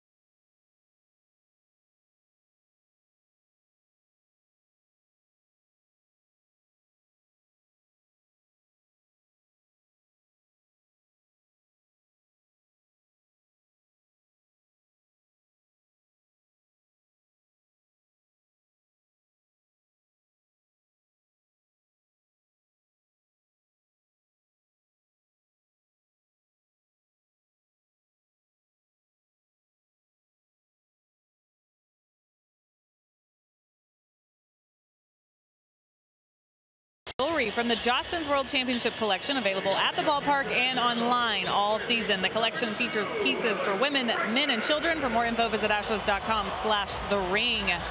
One of the pieces we're featuring right now are these earrings, perfect for Mother's Day, which is coming up. $169 plus tax. Now the team is about to head onto the road, but if you're coming to a home game soon, go check out the jewelry store in the Union Station. It's really cool. They've got a lot of stuff, including these earrings. Really nice. I wore them the other night. I saw. Lots of compliments. Very cool stuff over there at the team store as Alex Bregman leads things off in the bottom half of the fifth, and he grounds one towards short. Didi in the hole makes the play on the scoop at first base by Walker. Those items would make nice gifts. And hey, how about it? These are my girls, and on the left-hand side are my triplets. Today is their birthday. They turned 13. My oldest, Mia, on the right-hand side is 14. So I've got officially 4 teenagers in the house, but I just wanted to wish Ava, Audrey, and Kayla a wonderful 13th birthday. I love that. And it is pretty good. What you can't see is that's Family Day. I believe it was about 2008. That picture was taken on Family Day here at Houston. And just out of frame is the old mascot, Junction Jack. He had a tendency to freak kids out, especially mine. There was a little concern. But Mia's checking him out right now. Yeah, she said, keep an eye on him, would you? Very cool. Yeah, but they're awesome. I love them to death, and I hope they have a great birthday weekend. Yay, happy birthday. Teenagers all over the place in the Blum household. Oh, yeah. Never a dull moment. Good times. Happy birthday, girls. Arwin Gonzalez down on the count, 0-2. Right. It'd be nice if Masahiro Tanaka decided to throw a pitch or two out of the zone. He was up 0-2 on Correa, up 0-2 on Yuli Gurriel. He's thrown 18 straight strikes.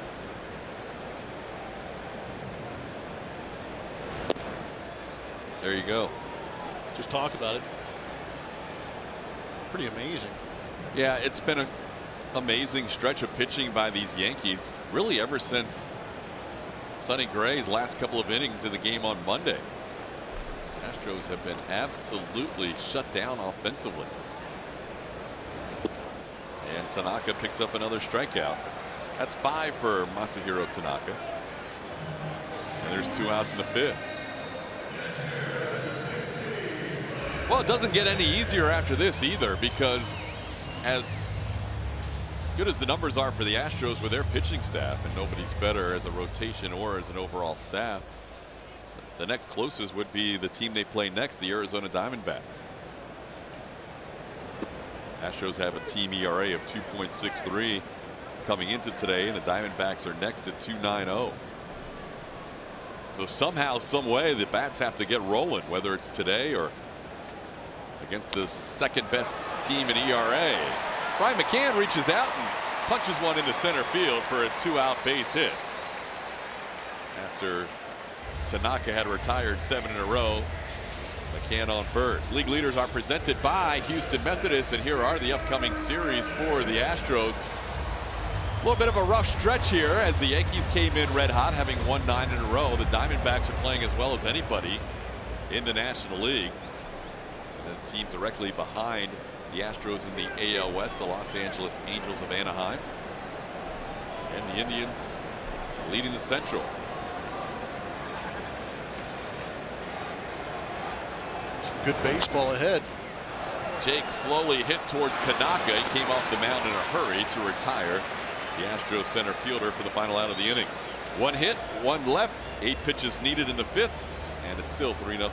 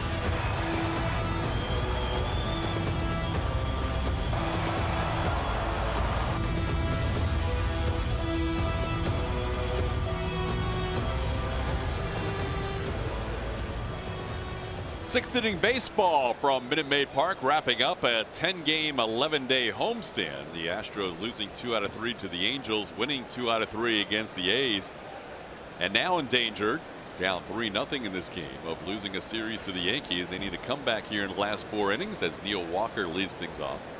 It'll be Walker, Miguel Andujar, and Ronald Torreyes. As Walker fouls one off Brian McCann to start this inning, and that does not feel very good. No.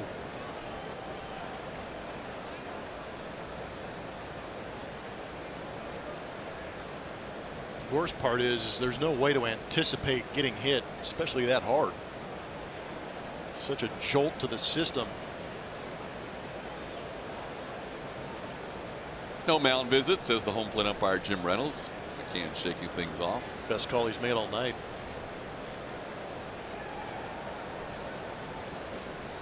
Lance sitting at 86 pitches right now. Allowed a couple of runs in the second inning. Another run in the third. Struck out 3. He has walked 3 as well. Gary Sanchez twice and Giancarlo Stanton once. He's also hit a batter. Walker down to the count 0-2. Walker made it a 3-0 game with an RBI single his last time up. Julia mentioned Lance watched the Yankees a lot growing up. His dad pitched for the Yankees a couple of seasons. Lance McCullers Sr. pitched in the 1989 and 1990 seasons with the New York Yankees.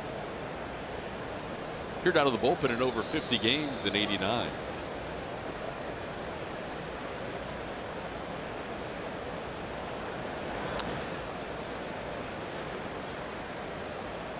I still think of Lance Sr. as more of a Padre, but a couple of years with the Yankees.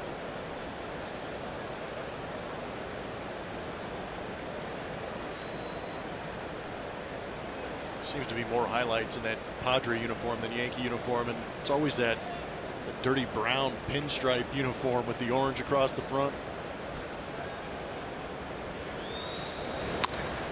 In the left field, Josh Reddick is there. I think Lance is, as much as he's excited to be with the Astros in the American League, I think he's a National Leaguer at heart. I think he would love to hit on a regular basis. Oh, are you kidding me? I'm not sure. We'd have to ask internally and see if there were any conversations between Lance and AJ. Say, hey, can you just push me back one start? Just get me to Arizona so I can swing the stick. As proud as he was of his Game 7 outings in the ALCS, and then he got to start in the World Series Game 7. It was that RBI in Game 7 that he really enjoyed on the ground ball with the infield in that scored Brian McCann. Here's Miguel Andujar. He is singled and also struck out.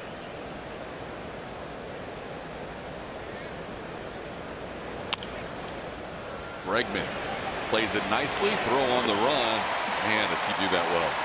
2 outs. The way things are going, they could have used this, but considering the circumstances, that's a pretty good job of putting the ball in play and making things happen. Forsythe, the second baseman, had the option of going home and trying to get McCann, but hesitated and got the out at first, and that led to a run. So great job by Lance McCullers getting an RBI ground out in that ball game.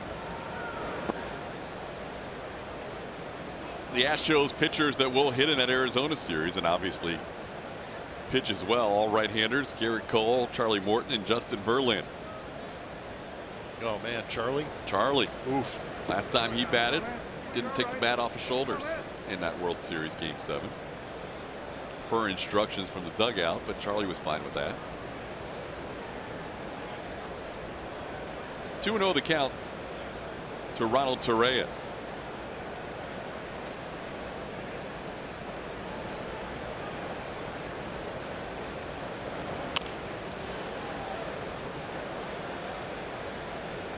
Torreyes hit a little chopper towards the left side of the infield. Alex Bregman tried to cut it off.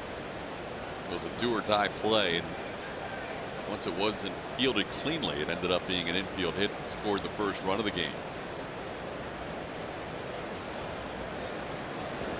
Torreyes pops one up, shallow right. Altuve out, Springer in. It is George who makes the call. And Lance a strong 6th inning. 1-2-3 inning. He's now retired 10 of the last 11.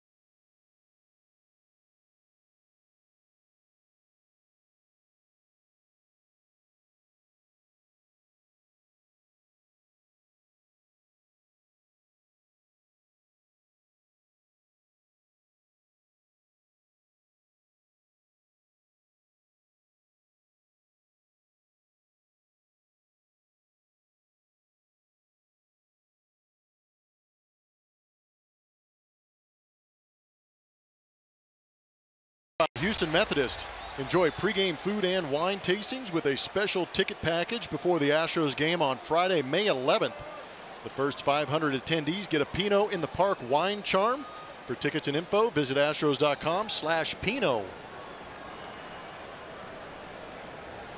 Bottom half of the 6th inning. George Springer will lead things off. Astros have not scored a run in 27 consecutive innings. Haven't had a runner past second base during that stretch as Tanaka continues to pound the strike zone. Starting out Springer with a breaking ball for a strike. 3rd time through the lineup against Tanaka. .310 average against Tanaka this season. 3rd time through. You'd like to see that happen right here for the Astros and get things going. Need something going. It's never good when the best part of your broadcast is Pong in the bottom half of the 6th inning.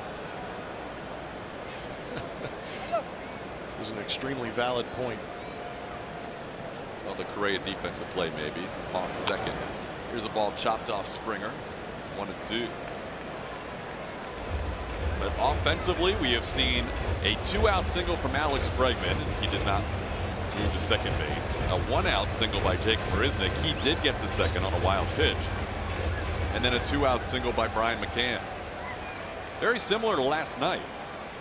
Astros had just 3 base runners on through the first 6 innings, and all of them with 2 outs. Pitch upstairs to George. It's 2-2.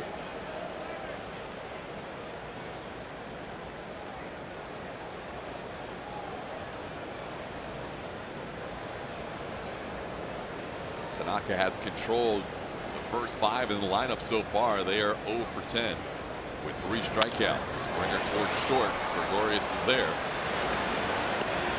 And that's out number 1 in the 6th inning. Wentz had to go through a lot this game. Strike zone hasn't been to what he wants it to be. A couple of soft infield hits straight to A.J. Hinch after that inning, talking about how they're going to move forward.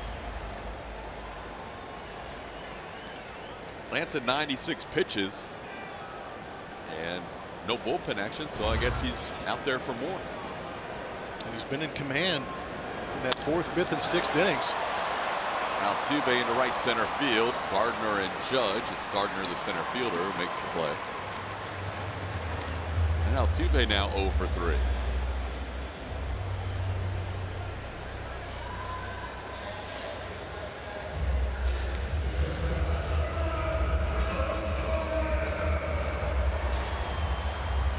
Tanaka had thrown 32 pitches through the first 2 innings.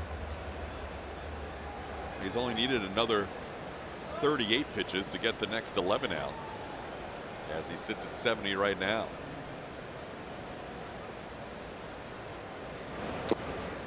And he starts off Correa with a breaking ball. It's strike one.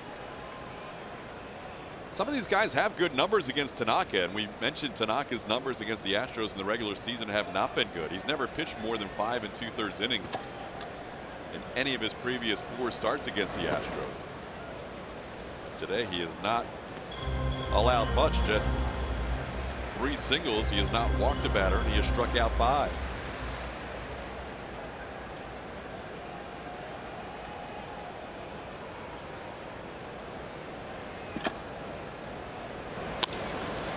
In the center field. 9-pitch inning after an 8-pitch 5th. Tanaka in command right now.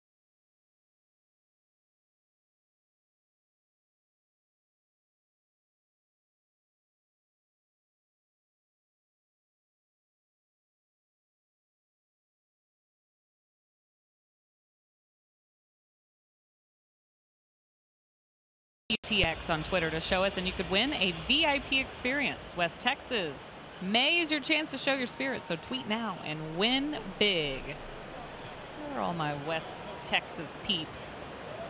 Would like to know. TK? All right, Julia, 7th inning baseball, 3-0 Yankees. Number 9 hitter Gleyber Torres digs in as Lance McCullers back out there for the 7th. He pitched 7 innings against the A's in his last start, and then 7 innings in Seattle 2 prior to that. So trying to go 3 out of 4 starts where he gets at least 1 out in the 7th. There is bullpen action. The lefty is Tony Sipp. The righty is a side armor, Joe Smith.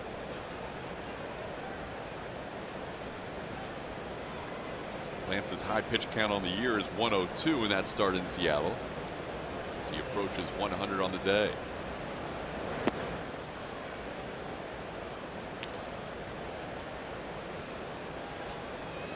I think that's a nod from A.J. Hinch as to how well Lance has pitched lately, retiring 10 of the last 11. I agree.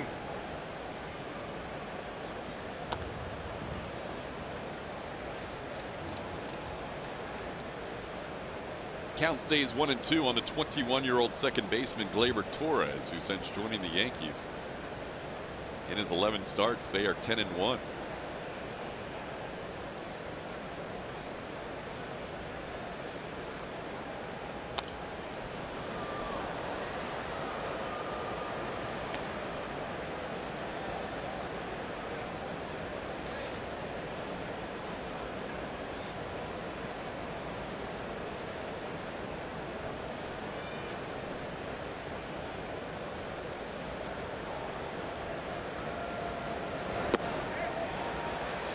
He goes around, strikeout for Lance McCullers. That's his 4th, as Torres strikes out to start the 7th.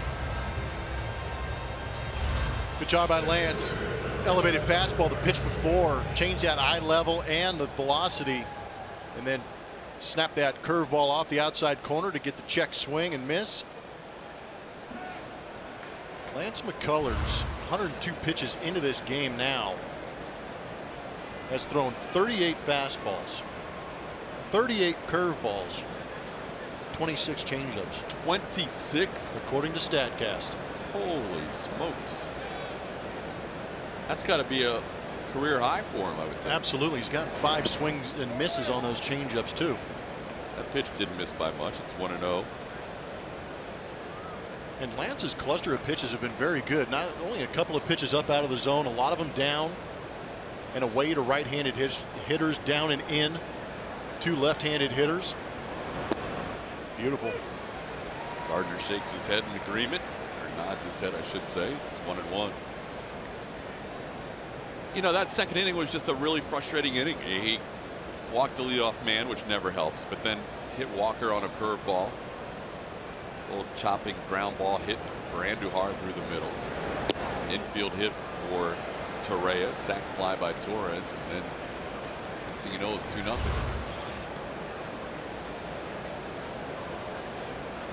Wow. And again, a lot of these pitches, Lance has been around the zone, and a lot of these pitches on the edges, he really hasn't gotten the benefit of the call. 2-2 the count. Not to mention that the top portion of the zone where he has made a couple of mistakes and even tried a couple fastballs up in the strike zone and hasn't gotten the call either.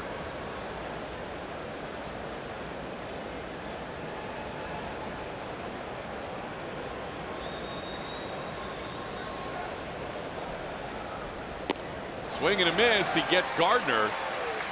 So Lance pitching in the 7th with over 100 pitches, back-to-back strikeouts. Time to play Name That Astro, brought to you by Nissan. Storied career. Mama, I'm coming home, and host Urboy. Send your answers to @ATT_Sportsnet SW if you know who that Astro is. And getting back to Lance, pretty impressive. Going out there, he's working through fatigue now, going up over 100 pitches and pitching through this 7th. High throw by Correa out at first base as Marwin comes down with a tag, getting the big man Aaron Judge. Lance with his highest pitch count of the season is through 7. The Astros still trail 3-0. Aaron Boone may take an extra look at this to see if Judge was tagged before he stepped on first base. Lance is through 7. It's the 3rd time in his last 4 starts. He is. Nicely done by Lance. As he leaves after 7, the Astros need some offense at 3-0.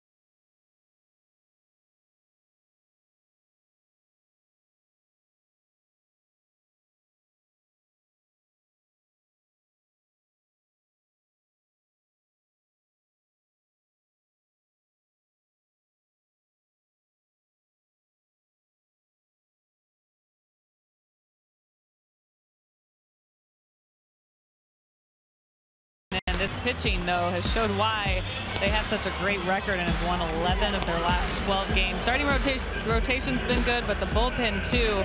Starting Tuesday night, having a bullpen day for the Yankees with Jordan Montgomery going out, shutting them out on that night, and then coming back and shutting them out again last night.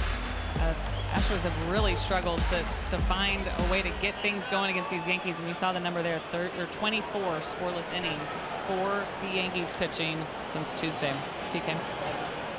Yeah, it's been crazy. It's just not what we're accustomed to seeing out of this offense, Julia, for sure, as Yuli Gurriel takes a called strike here in the bottom half of the 7th inning. Yuli, the last guy to drive in a run. That came in the 4th inning Monday. He is lined out to third and flied out to left. Masahiro Tanaka, 73 pitches coming into this inning. And Yuli pops one behind home plate and out of play.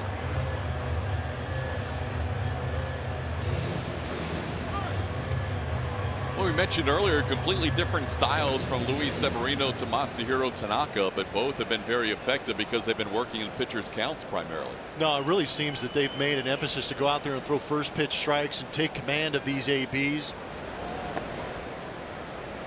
But they have not been, the Astros hitters have not been aggressive early in those counts. And when they haven't been fortunate enough to get good enough pitches to drive and find some gaps and get on base. And when you're working ahead like that, not many opportunities to create walks or hitters counts. Severino threw 28 of 33 first pitch strikes. Yuli Gurriel rolls one through the infield into left field for a leadoff single in the 7th inning. Let's see if this gets anything rolling for the Astros. He went out and got this slider. See the fingers together telling you that he got on the side of that pitch to create that slide, but Yuli Gurriel bending over at that waistline to go out and get this pitch and yank it into left field. There we go, leadoff man on. Here's Josh Reddick, a couple of ground outs on the right side, both times with Tanaka covering, once to first, once to second.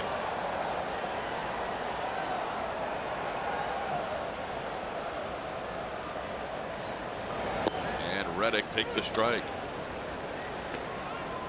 We've seen a lot of sliders, first pitch strikes versus these Astros.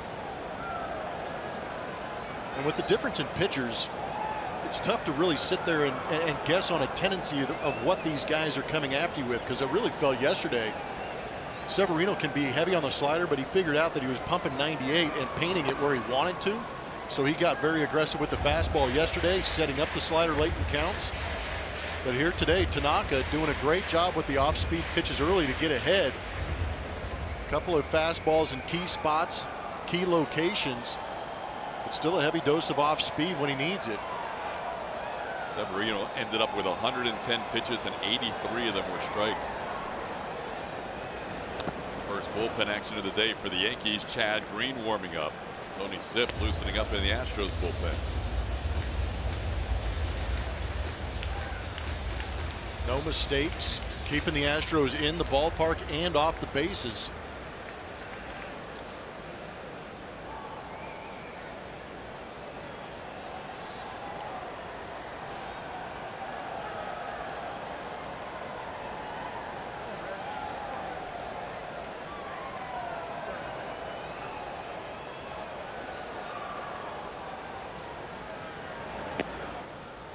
Two and two the count. Tanaka today with 5 strikeouts without a walk.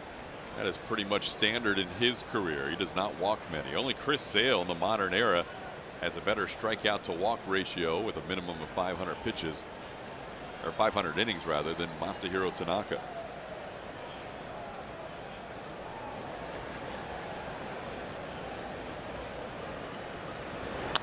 Into center field, coming on is Gardner. That's going to drop in for a hit. Astros, just like last night, have the first 2 runners on in the 7th inning. First and second, nobody out. It was the same combination of Gurriel and Reddick last night. Hopefully the result's different today. And a 2-strike hit also again. That is nasty, down out of the zone with that split-fingered fastball, and Josh does a great job of staying on it. Just doing enough to flip that out in center field. When the Astros go good, they do good things in bunches. Right now, back-to-back knocks to lead off this inning. Last night they got the first two on, and then Severino was able to get Bregman, Gonzalez, and Brian McCann as a pinch hitter for Stassi.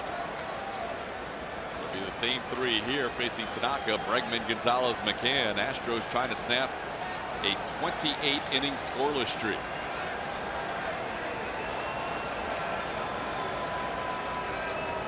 Also haven't had a runner to third in that stretch. And now they do as that ball hits Alex Bregman. The bases are loaded with nobody out.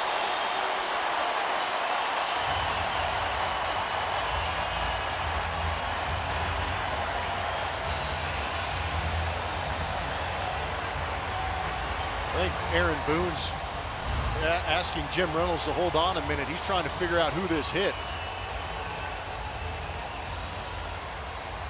There was a lot going on in that situation as that ball flew by both Alex Bregman and Gary Sanchez.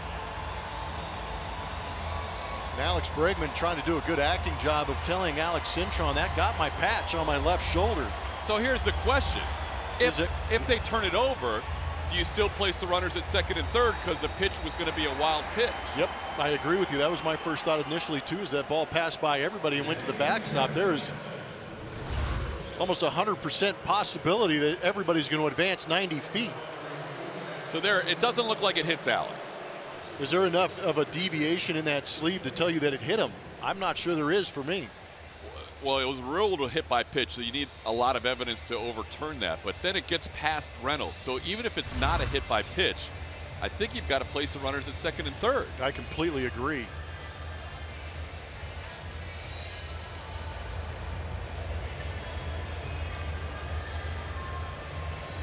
But I'm not sure. Is there enough there to say definitively that didn't catch any part of the sleeve? I'm not sure. Yeah. There could have been a thread loose. Right? Seriously. I mean, is there any angle you can see definitively there's space in between the baseball and Bregman's sleeve? That's the question.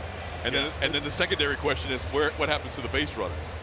Well, did it hit him? If it didn't hit him, then what? Right. Where do we go from there? And that's going to be the conversation back in New York. So this could be a little bit of a review here in the seventh inning with the Astros with either 2 or 3 runners on. Well, and they'll look at whether or not it hit him, and when the ball goes past him, there's actually camera angles in here where they can see where the base runners are, see how they're reacting. Yeah, absolutely. And I guarantee you that they are moving and trying to advance as that ball is heading to the backstop. So no doubt those guys would advance 90 feet. So if they rule it's not a hit by pitch, then they have to rule on the runners. We're fortunate enough to have some pretty good guys in the truck help us out with a replay as that ball goes to the backstop. And they're off. Well, Josh is reacting to the umpire saying hit by pitch, but Yuli was breaking towards third base. So this could be an interesting one. This could be a length of review to give us a chance to play a little pong in between. I'm glad I brought that console. Yeah, that's good for the flights.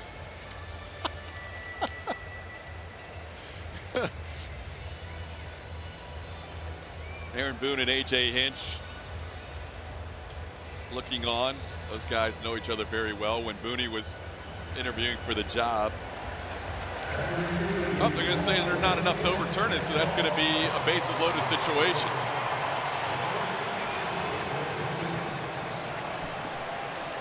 And Aaron Boone's coming out, not to discuss things with the umpires, I don't think, to visit with his starting pitcher, Masahiro Tanaka. And that's it. Tanaka leaves. Bases are loaded. Nobody out. Astros down 3-0. We'll have more after this.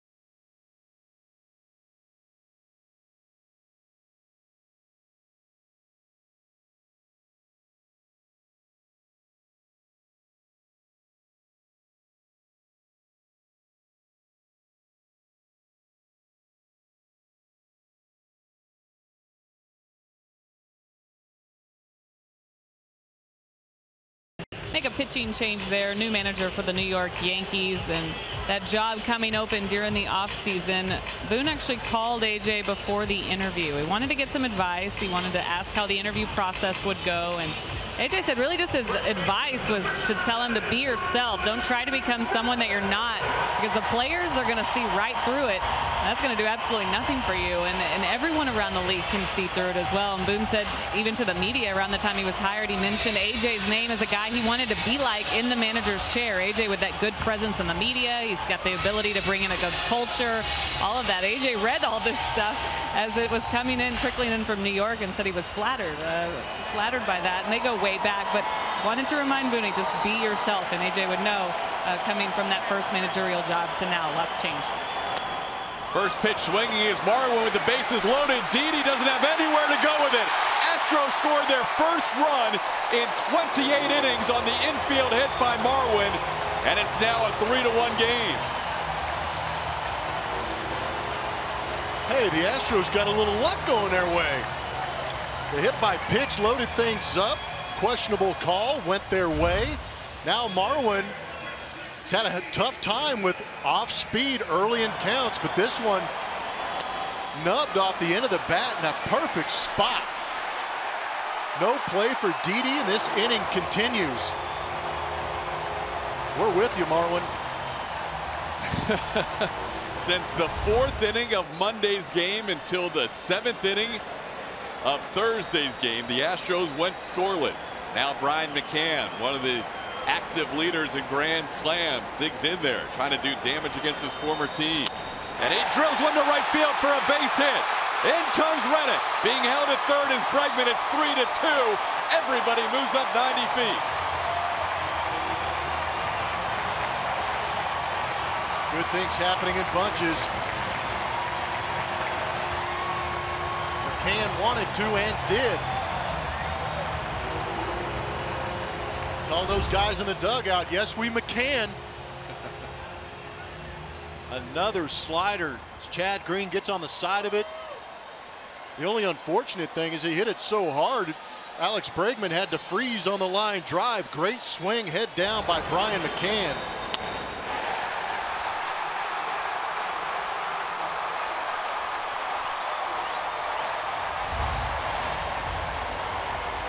McCann with the RBI single. Larry Rothschild, the pitching coach for the Yankees, out to the mound to talk to Chad Green.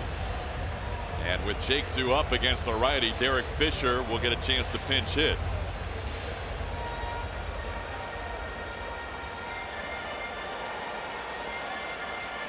Green pitched in the game on Tuesday night. He was part of that 8 innings of shutout baseball out of the bullpen for the Yankees. 12 games. He has stranded 10 of 14 inherited runs. Not going so good so far. 2 of Tanaka's runs coming in. Fastball slider guy. He threw 9 pitches in that last inning, going an inning with the punch out that Todd was talking about. Threw 5 fastballs and 4 sliders. Fisher has pinch run a number of times this year. He does not have any pinch hit at bats to this point.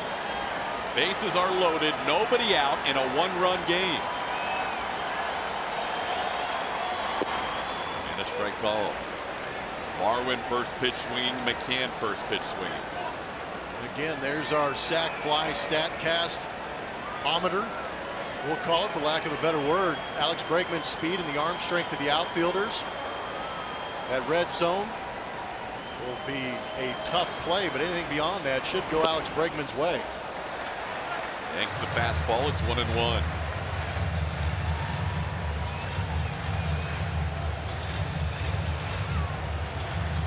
Astros with Bregman on third, Marwin on second, McCann on first.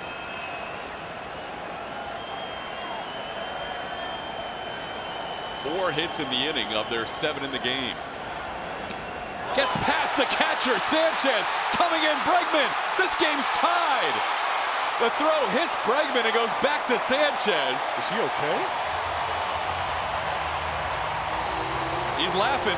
Man, that's a good sign, because that was going straight towards his grill. Things are spiraling out of control for the New York Yankees. That throw went directly at the runner instead of the pitcher covering. This will be amazing. Gets past Gary Sanchez. Bregman forcing the issue, and luckily he has the oven mitt on to block it. I thought it was for sliding. How about the awareness? Pong. No, you didn't. He just played Pong with the baseball. Oh, he's trying to Pong another run in. 3-3 game. Second and third, nobody out. Swing and a miss. It's 2-2. But just the awareness as he's sliding to recognize there's a baseball coming right at his face, and he knocks it down. Wow. That is a pass ball charged to Gary Sanchez to allow the run to score.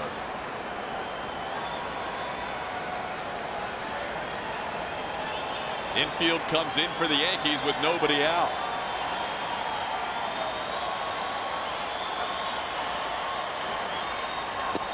And Fisher goes down swinging.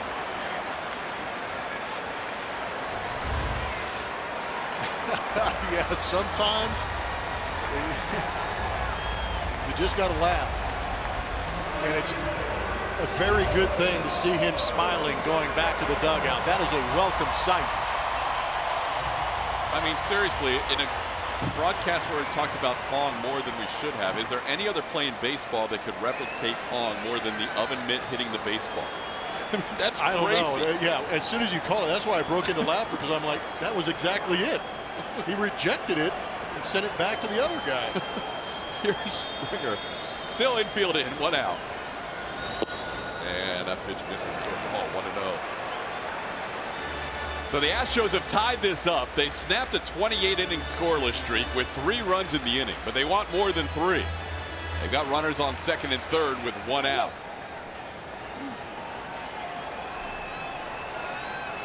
How about Lance McCullers grinding out this outing, getting through that 7th, and now his offense picking him up.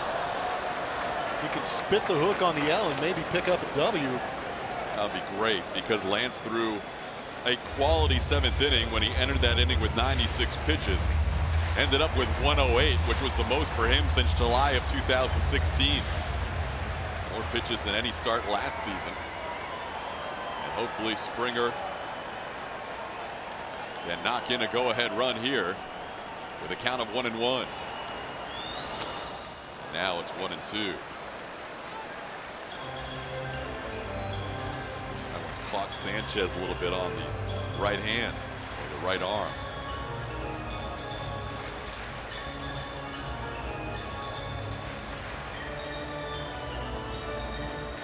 Altuve waits on deck. That's who Chad Green faced when he came on Tuesday night. He faced Altuve, Correa, and Gurriel. Got through that inning. 1-2-3 in the 6th. Well, Sanchez not feeling great, and that's going to draw a visit from the trainer. May have caught that right wrist or right hand on the foul ball by Springer on the 1-1 pitch. Yeah, flexing that right hand.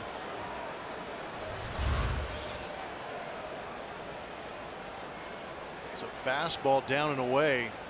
Ooh. Oh my gosh. That's why a lot of catchers tuck that hand. That was right out there off the back of his throwing hand. Ugh. So a delay here as Sanchez being checked out. Astros with 7 hits in the game, 4 coming this inning. RBI singles by Marwin Gonzalez and Brian McCann, making it a 1-run game, and then a pass ball tying the game at 3. MLB At Bat is your #1 Astros app. Customize your experience to catch every moment this season and get Astros home screen icons and features such as MLB.TV, Game of the Day, pitch tracking, in-game highlights, live radio broadcasts, stats, news, and more. Download the MLB At Bat app today. Sanchez is okay. The count is 1-2 on Springer. Runner on third, less than 2 outs. Done a good job staying down and away. Fight. It's Pretty good cluster of pitches down on the way. George should have a pretty good idea where they've been trying to work him. We've seen that pattern throughout this series.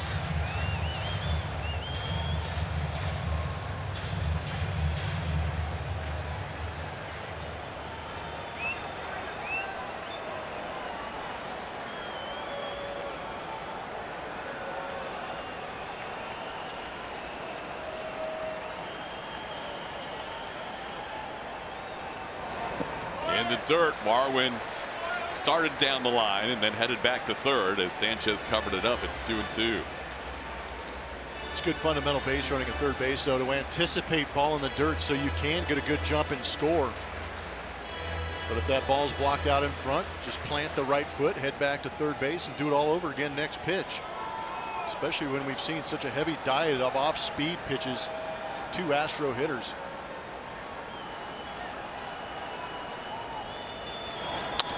Up the middle, off the pitcher, Green. The Astros take the lead. Springer out, but Marwin scores. It's 4-3.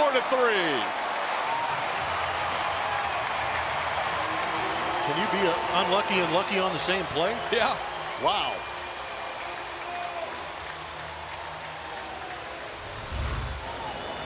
The infield drawn in. That ball hit relatively well. It looks like Torres may have been able to make a play on that, but I'm not sure he would have had a play at home.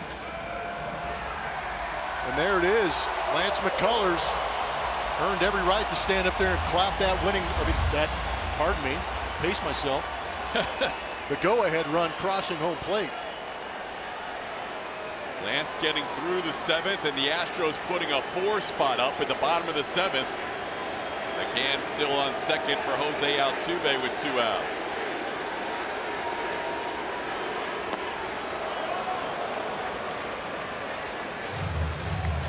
Altuve with a 7-game hitting streak on the line, 0 for 3 today. He's also hit in 14 of his last 15. Chris Davinsky is warm and ready to go for the 8th.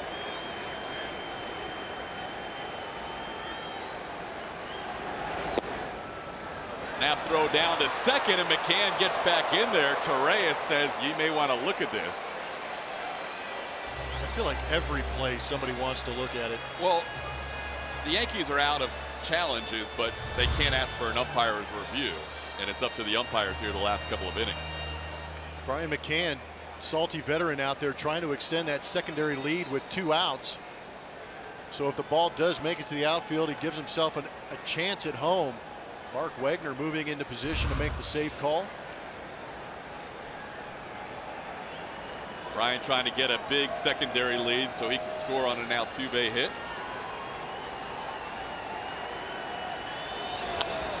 This one slowly towards third. Torres has it, and his throw in time to get Altuve. But 4 score after a 28-inning scoreless streak, and the Astros take the lead heading to the 8th, 4-3.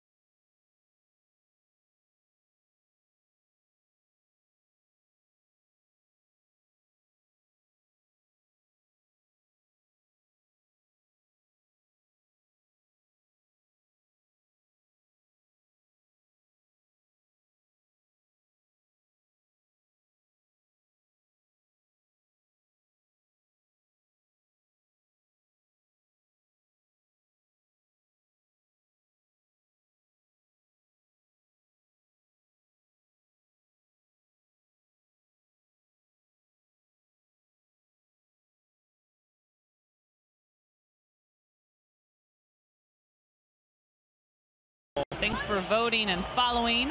As always, ATT Sportsnet SW is where you can find our Twitter question of the day. Which team will win the AL East? Let's see. Boston Red Sox take it. 64% today. The Yankees with 30%. TK. All right, Julia.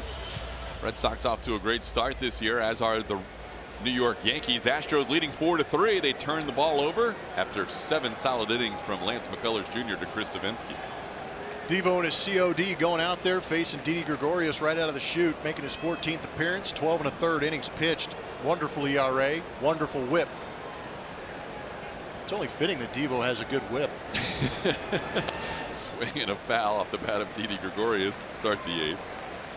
And the fortnight flip, as it's kind of in reverse today, because Fisher enters the game and that moves Reddick back to his normal right field spot and George Springer from right to center.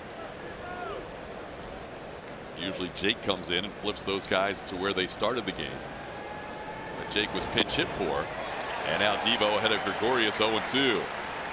Nice work by Lance McCullers Jr. getting through 7 innings today. Had 96 pitches through 6. Ended up with 108.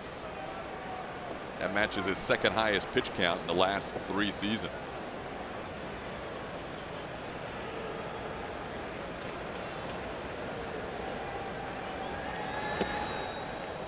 Remember, I mentioned earlier about Lance McCullers and some of the growth process he's gone through here in the big leagues. He grew up today, did a great job. Retired the last 7 and 13 of the last 14. Swing and a miss.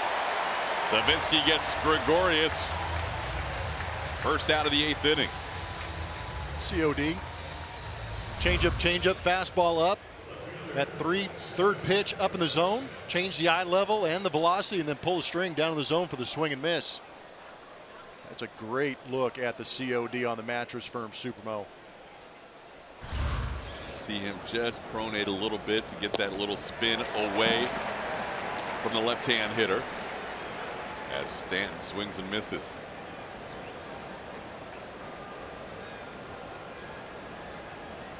Devo has never faced Giancarlo Stanton, at least in a regular season game. Called strike. He's ahead 0-2.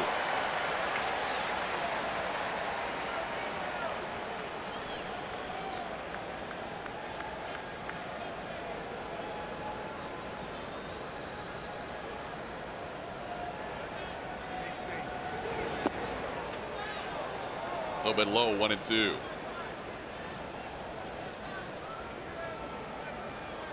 In retiring 13 of the last 14, the only runner in that stretch was a walk to Stanton his last time up.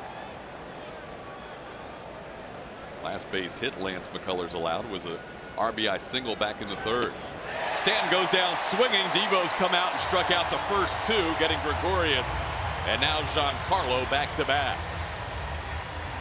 The Astros are excited to announce the launch of the new World Champions commemorative brick program. Enjoy new brick sizes, placement down Champions Walkway, and the option to include the Astros World Champions logo with a personal message on it. Visit astros.com/bricks for more info. 2 outs, bases clear. Gary Sanchez the batter.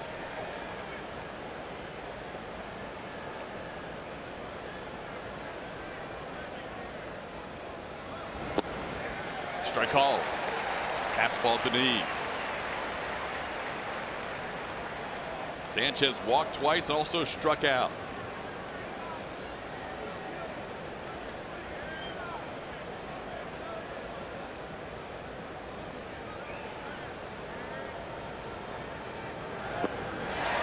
Oh, 0-2.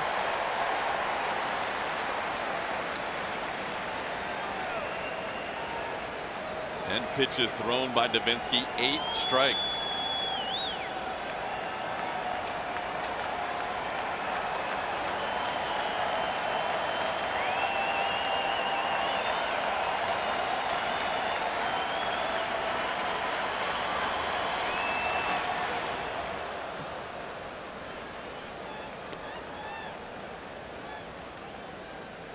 Devo an all-star last year for the first time, coming off that brilliant rookie season in 2016.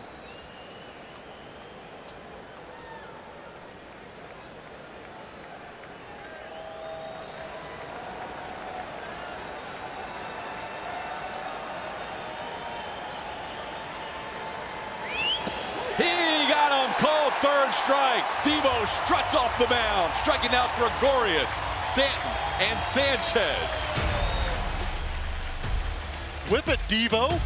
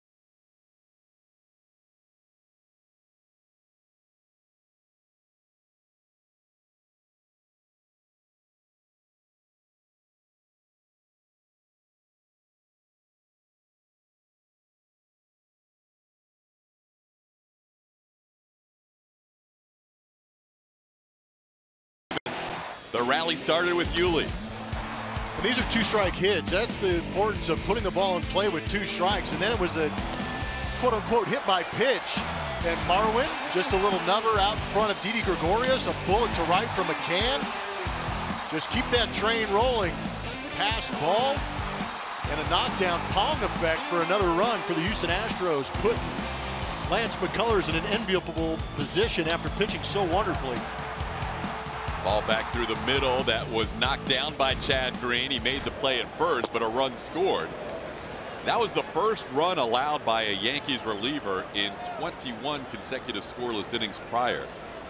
As Carlos Correa swings through a pitch, it's 0-1. It was an unearned run on the relievers as the pass ball figured into the scoring.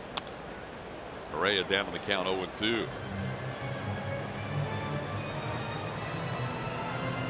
Green back out there after pitching to 5 batters in the 7th inning. Allowed a couple of hits to Marwin and McCann in the highlights you saw. Was charged with 1 run. It was unearned. Ball in the dirt. 1-2 the count to Carlos Correa. Scoring those runs in the middle, late part of that lineup, flipping things over, really kind of a nice setup if the Astros want to go out there and try and add a couple more runs to this lead. Masahiro Tanaka, who is in command for most of the game, only 73 pitches through 6. Left 3 batters into the 7th, and he ended up having all 3 of those runners score. So his line of 6 innings, 3 runs, not quite as indicative as he pitched much better than that for most of the game. 1-2 pitches up and away. It's 2-2. The Astros with a 1-run lead. Forming up in the bullpen for Houston is Will Harris.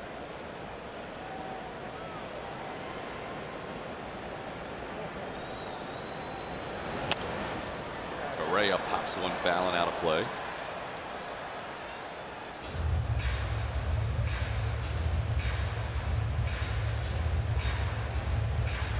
That's a luxury I think that A.J. Hinch has, is he can play a little bit of the matchup game. He has guys down there with experience late in ball games. Neil Walker, Miguel Andujar, and Ronald Torrey. Hey. Correa deep to left field, up on the train tracks. The 1 train has just left Union Station. The Astros lead it 5-3.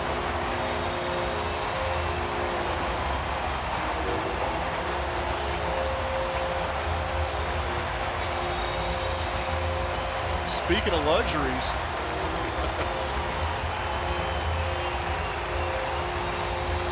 That ball was crushed.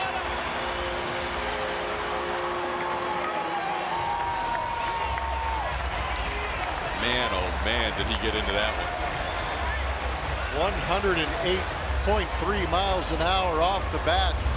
Launch angle of 28 degrees. Estimated distance. If it wasn't for the window out there, it'd be in Jim Crane's office. 446 feet estimated. Ooh. That ball is pummeled.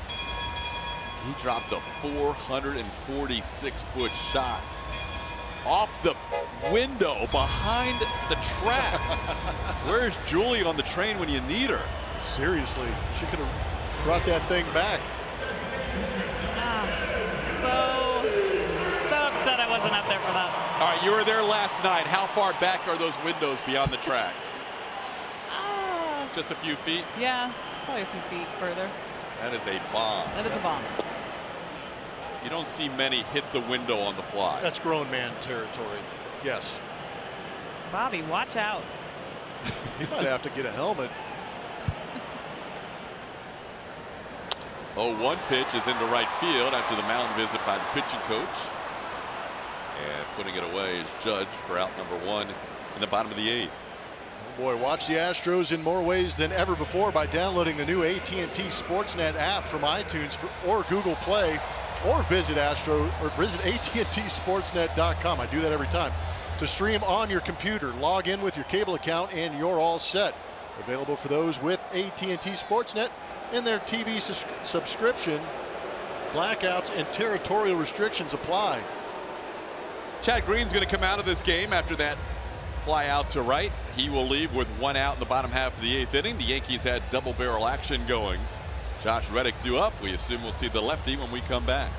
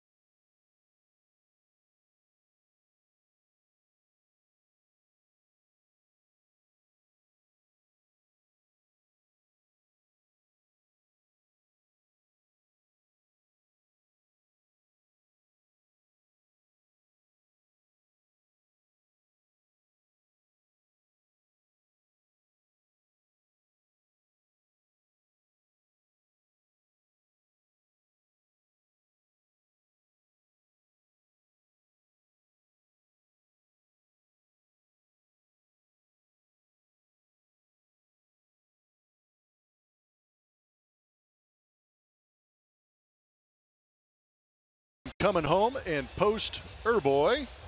Who is it? Andy Pettitte. 256 career wins, 3 seasons with the Astros, and 19 postseason wins. All-time leader in that category.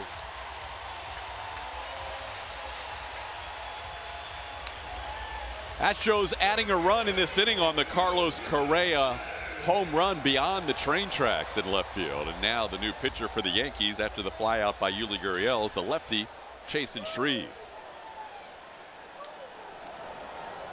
Making his 11th appearance. He's thrown 11 1/3, doing a good job against lefties, hence the reason he's in here to face Josh Reddick. Reddick right in the middle of that 4-run rally in the 7th inning with a single to center field.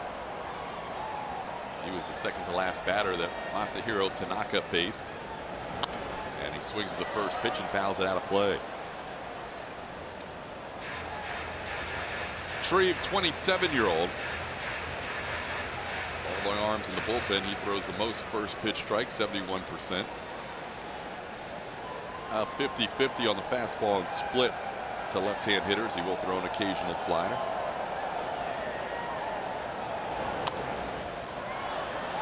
There was that slider that Reddick fouls off. It's 0-2.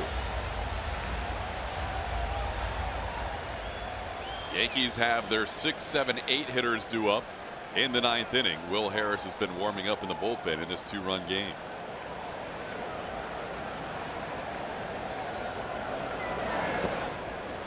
In the dirt, 1-2. 34,838 on a Thursday afternoon. Crowds this season have been phenomenal at Minute Maid Park.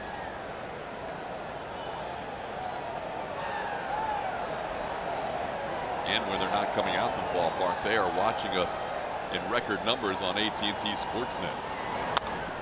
Ground ball right side, fielded there by Walker. And that's the second out of the inning.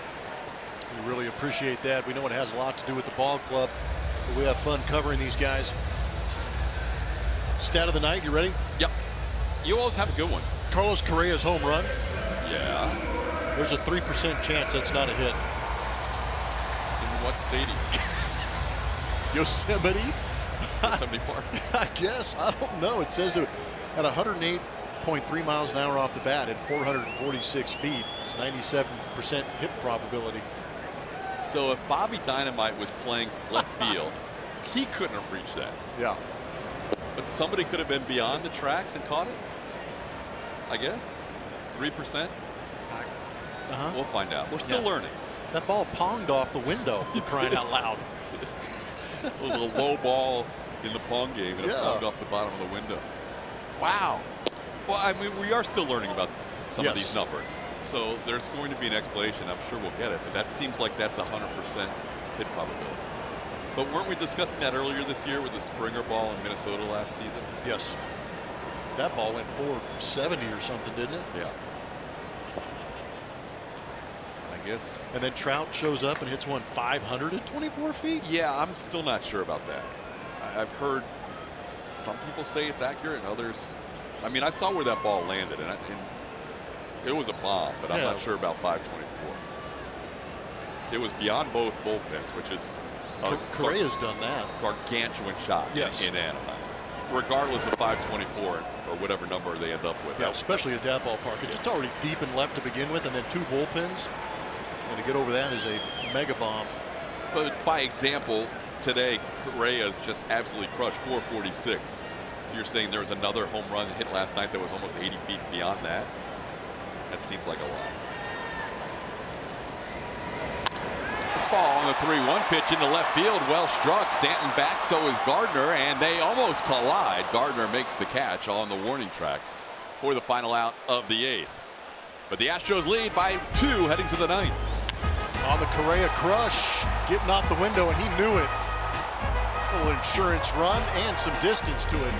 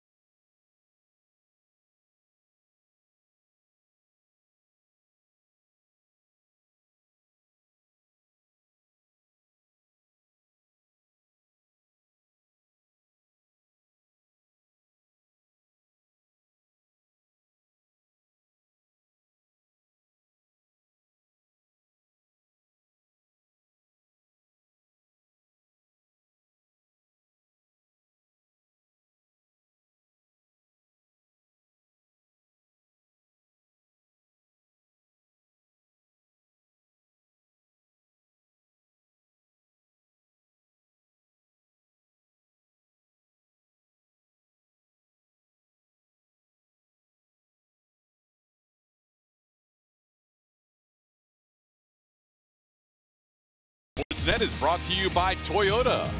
Let's go places. Carlos Correa went over the tracks in the bottom half of the 8th inning, and that gave the Astros a 5-3 lead. And in trying to protect this 2-run lead, on for the 9th inning is Will Harris. Will Harris on to save this ball game for the Houston Astros. Another weapon out of that bullpen for A.J. Hinch, making his 14th appearance. 11 punch outs and 11 in the third. He had 2 saves last season. He also has 16 in his career. So he will face Neil Walker, followed by a couple of right-handed hitters, Miguel Andujar and Ronald Torreyes. They do have Aaron Hicks on the bench. There's a called strike. Walker has the last hit of this game for the Yankees. It was a 2-out single back in the 3rd that scored the 3rd run of the game. That made it 3-0 Yankees. Lance McCullers did not allow another hit after that, and just one more base runner through the next 4 1/3 innings. Walker also was hit by a pitch, scored a run, and he's flied out.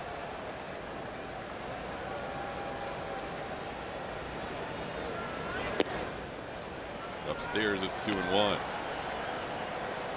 Just that little bit of extra cushion, such a big difference going into the 9th. Correa providing that with his 5th home run of the year. Inside, it's 3-1.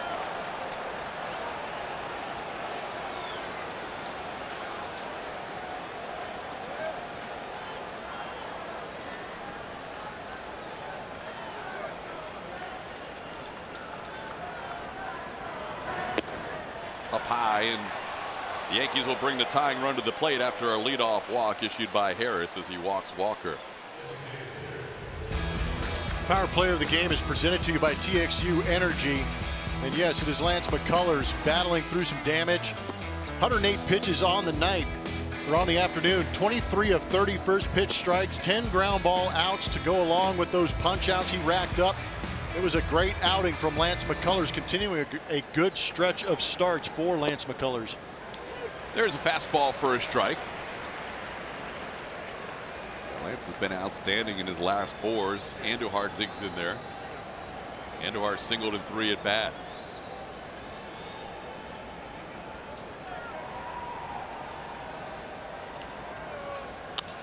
On the ground, foul. Harris ahead 0-2. Will this year, he has been tough in his career against left-hand hitters, and this year he has been especially tough on right-hand hitters.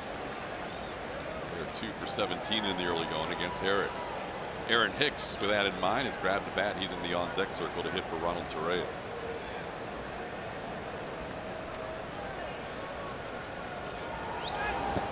In the dirt, covered up nicely by McCann. It's 1-2. Real good job by Brian. Brad Peacock begins to loosen up in the Astros bullpen.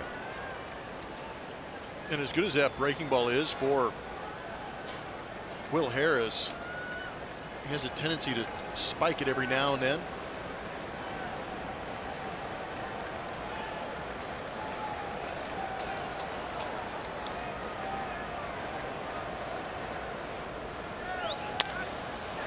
Base hit into right field. Yankees have the first 2 runners on in the 9th inning. A base hit by Andujar, his 2nd of the game. And now the Yankees will bring Aaron Hicks on as a pinch hitter.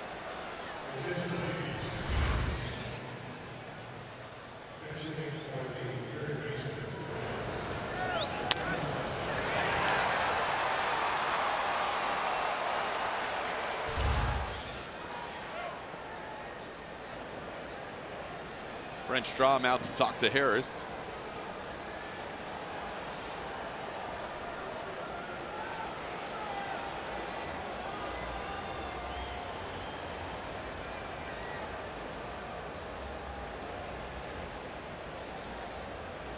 Will saved 2 games last year, as Blummer mentioned, 12 the year before in 2016.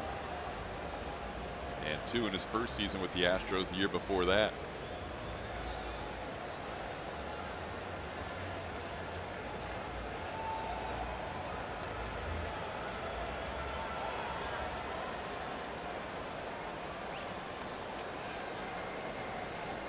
Here's Hicks. Pinch hitting for Ronald Torreyes. Yankees have the tying runs on base. Nobody out in the ninth.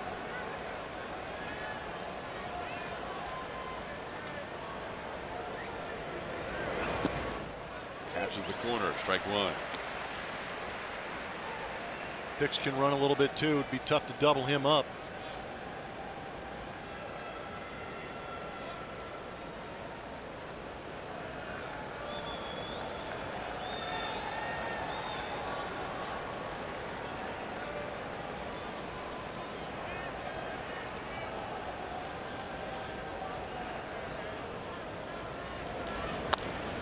On the ground, foul. It's 0-2.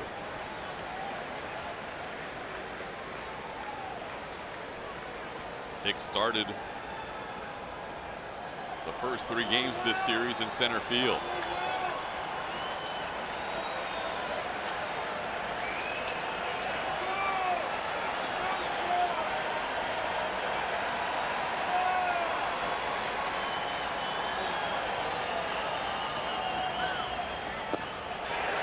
Wow, good pitch.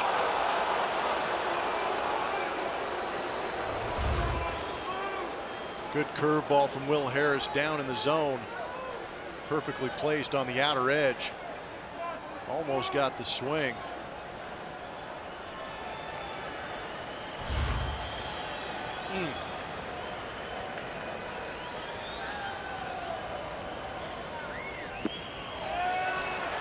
Two and two.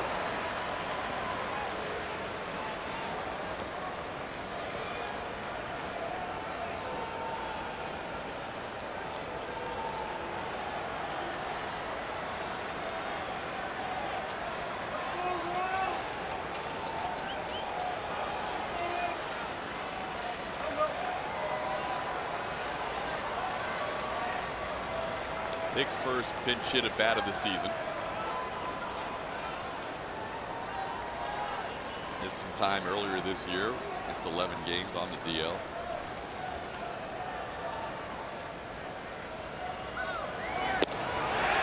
Missed the edge, 3-2. Try to get that cutter back on that outside corner.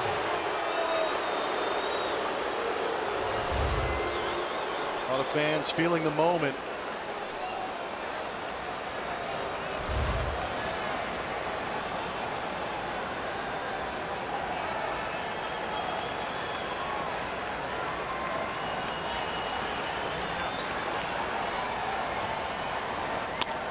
Base hit into left field. Bases will be loaded, filled with Yankees. A walk and 2 singles. And the 6, 7, 8 hitters all reaching in this inning. A.J. Hinch going to the bullpen for Brad Peacock. Well, the pitching change here. 5-3 contest. The Yankees are threatening with the bases loaded.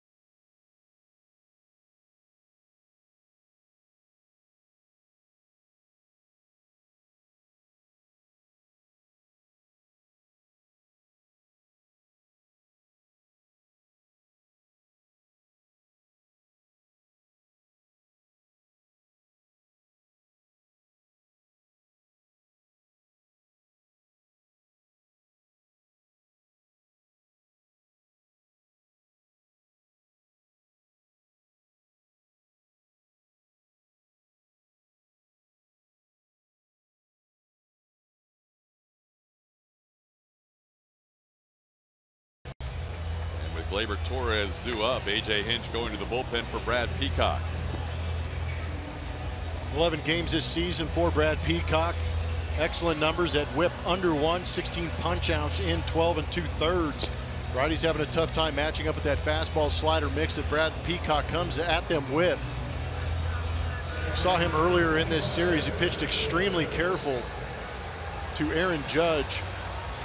Eventually led to a walk where then it was Ken Giles that came in and closed that game out. A little bit different situation here. Walker on third. He walked. Andujar on second. Hicks on first. Nobody out. Torres facing Peacock for the first time. And he takes a strike.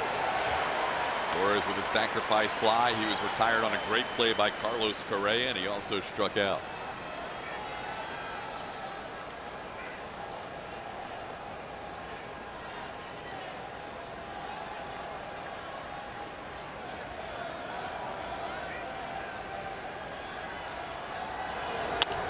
Into left field. This is going to drop in for a hit. 1 run will score. Andujar coming home. This game is tied at 5 apiece. Torres with a 2 RBI single. Excuse me, Torres with a 2 RBI single.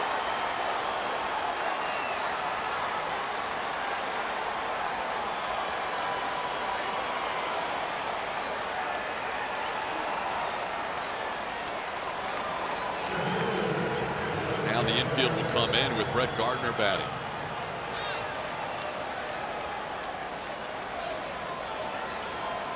A walk and 3 consecutive hits in this ninth.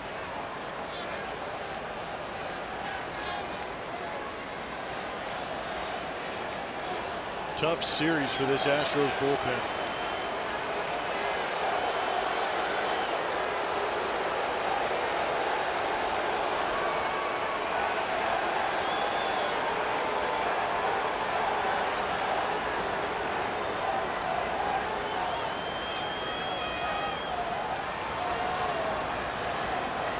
Yankees scored 4 in the 9th inning in the win on Tuesday. Now they get 2 and threatening for more. 1st and 3rd, nobody out. Gardner fouls one back. Coming into this inning, the Yankees did not have a hit since the 3rd inning, and they have strung 3 in a row together.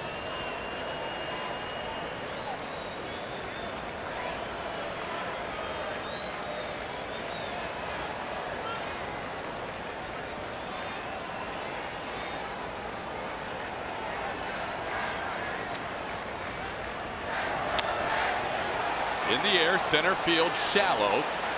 Coming on is George. He makes the play. They do not send the runner. And the throw comes in for out number 1.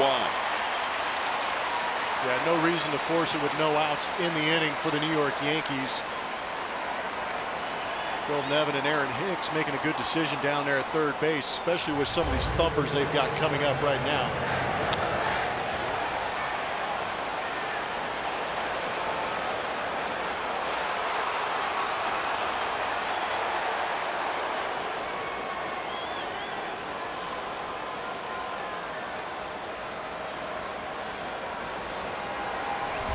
Here's the guy Peacock faced 2 nights ago, Aaron Judge.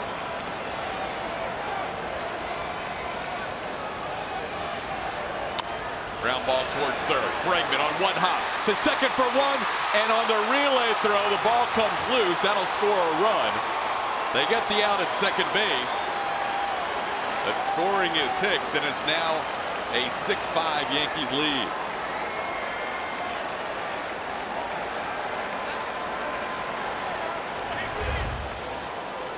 Keep an eye on that runner at third. Alex has seen himself in this situation against this team. Opted to try and turn that double play to get out of the inning.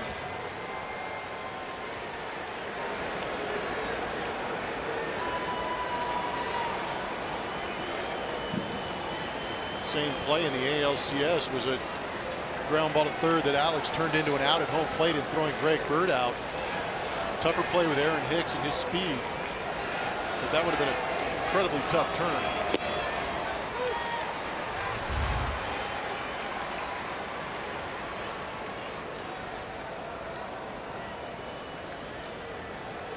tough play. Tough decisions on a ball that wasn't hit very hard.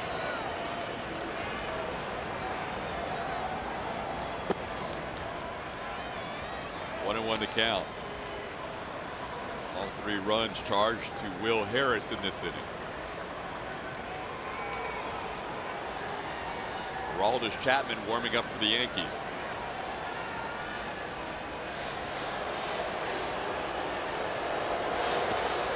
One gets away from McCann, and Judge will head to second base.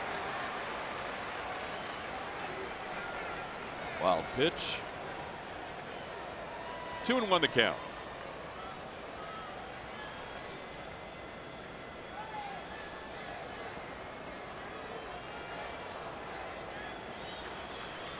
The Astros had a chance coming into this inning of splitting a series in which they had gone scoreless for 28 straight innings. Still have that opportunity, but now they have to come from behind in the bottom half of the ninth.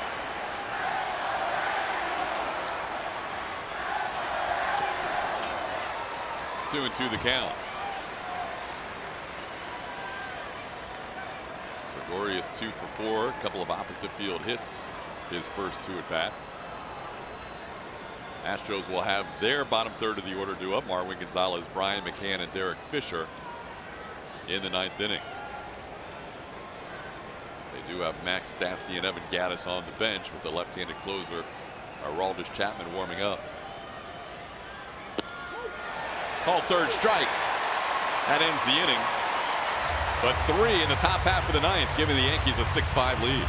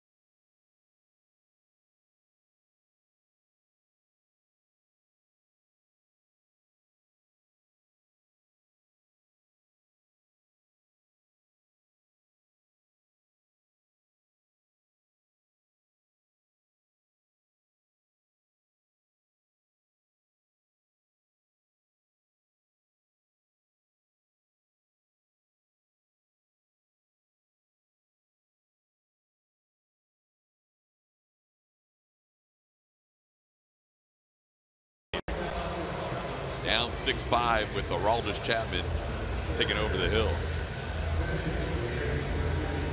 Aroldis Chapman has some tough competition with that electric fastball slider mix. This will be his 14th appearance.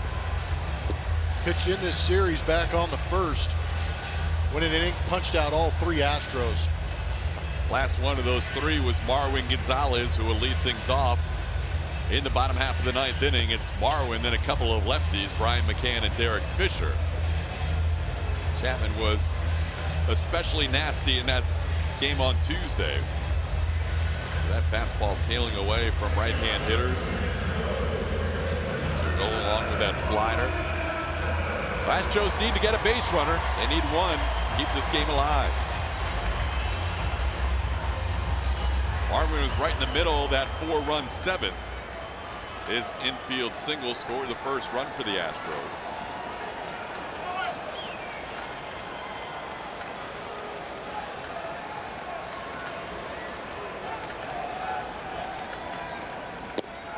First one misses outside, ball 1.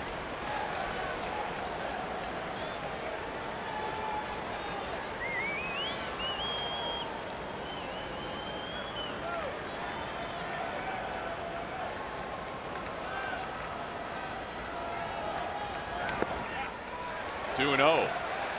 Well, leadoff walk is what started things for the Yankees in the top half of the ninth inning.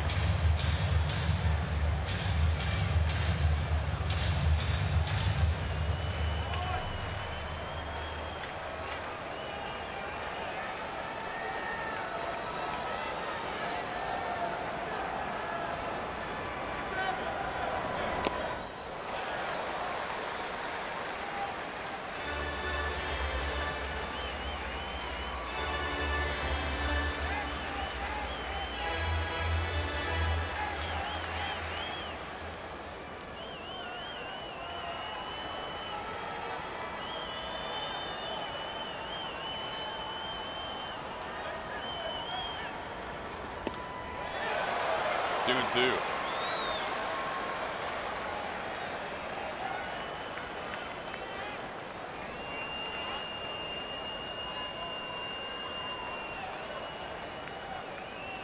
Seen that high fastball be an issue for Astro hitters against Aroldis Chapman.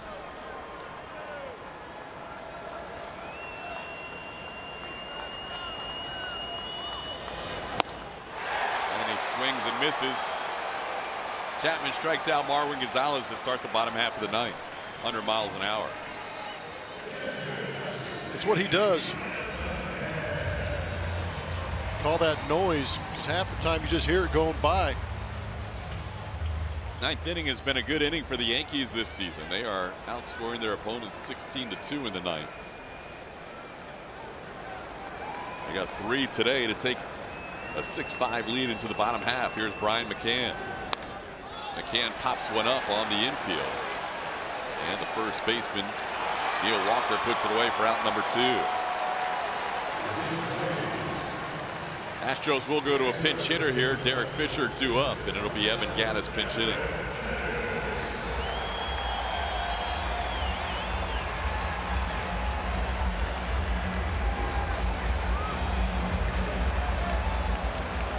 Well, Gattis the last hope for the Astros. He has had a couple of pinch hit appearances this year. This is not an easy pinch hit appearance. Come in facing a guy that can blow 100 miles an hour. Get it ready and get the head out if you can. Of course, he throws a first pitch slider. Astros not happy in the dugout because that was called by the home plate umpire, Jim Reynolds, without checking at first with John Tumpain, and they felt like that's a call the first base umpire should make.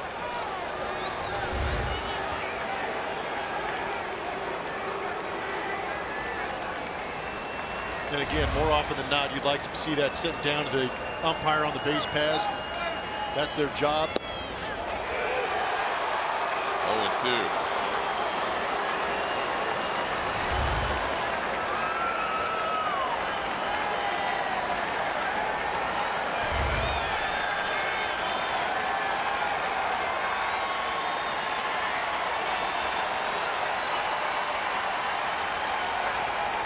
Gattis swings and misses. The ball's loose. Sanchez can't find it. Gattis is safe.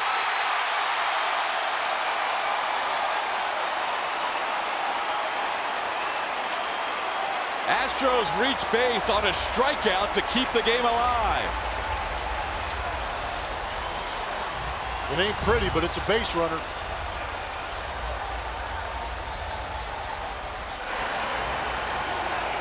Gary Sanchez has a tough task of trying to knock that ball down, and in doing so, he anticipated one thing, and the ball wasn't where he thought it was. Now George Springer.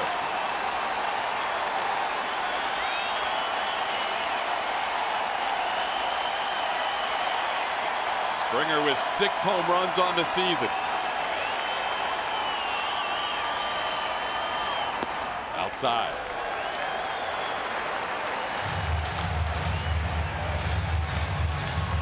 In a game last year where the offense was really struggling in a series against the Mariners, George hit a walk-off home run in extra innings.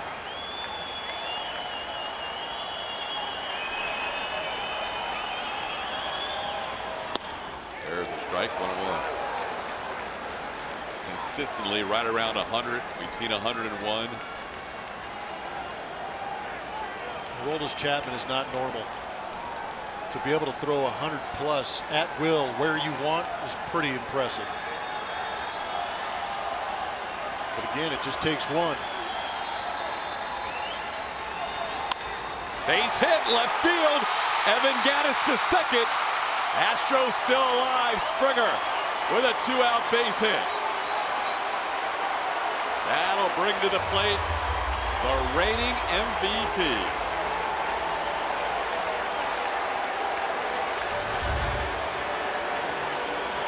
After throwing 100 miles an hour on the outside corner, he tries to flip a slider in there, and George does a great job of getting the head out on that one. Yanking it into left field, and there is still life.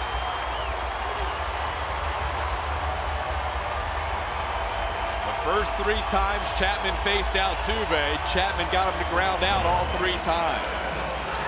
The last 2 plate appearances, Altuve has base hits.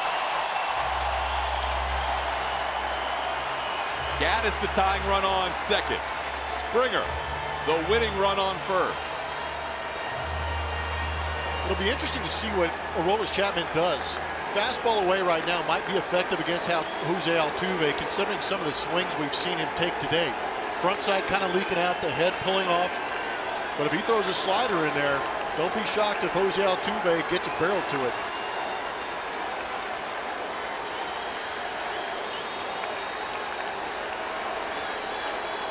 Altuve looking for his first hit of the game. Big swing at 101. Pretty good swing from Jose.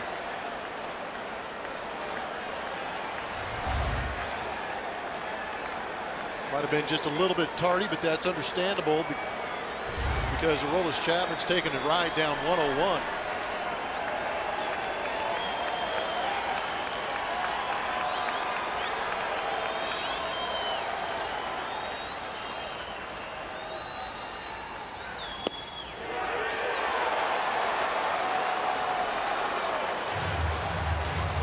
To the count, back-to-back fastballs at 101 miles per hour.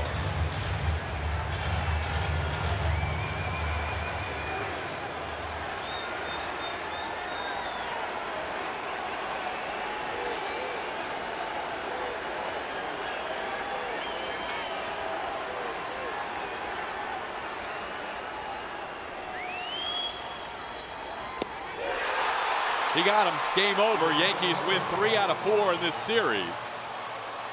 This afternoon scoring 3 in the top half of the 9th inning. After the Astros won the opener 2-1, the Yankees coming back to win the next 3. They have now won 12 out of 13. And the Astros end up a 10-game homestand, 4-6. We will have more from Minute Maid Park after this Yankees 6-5 victory.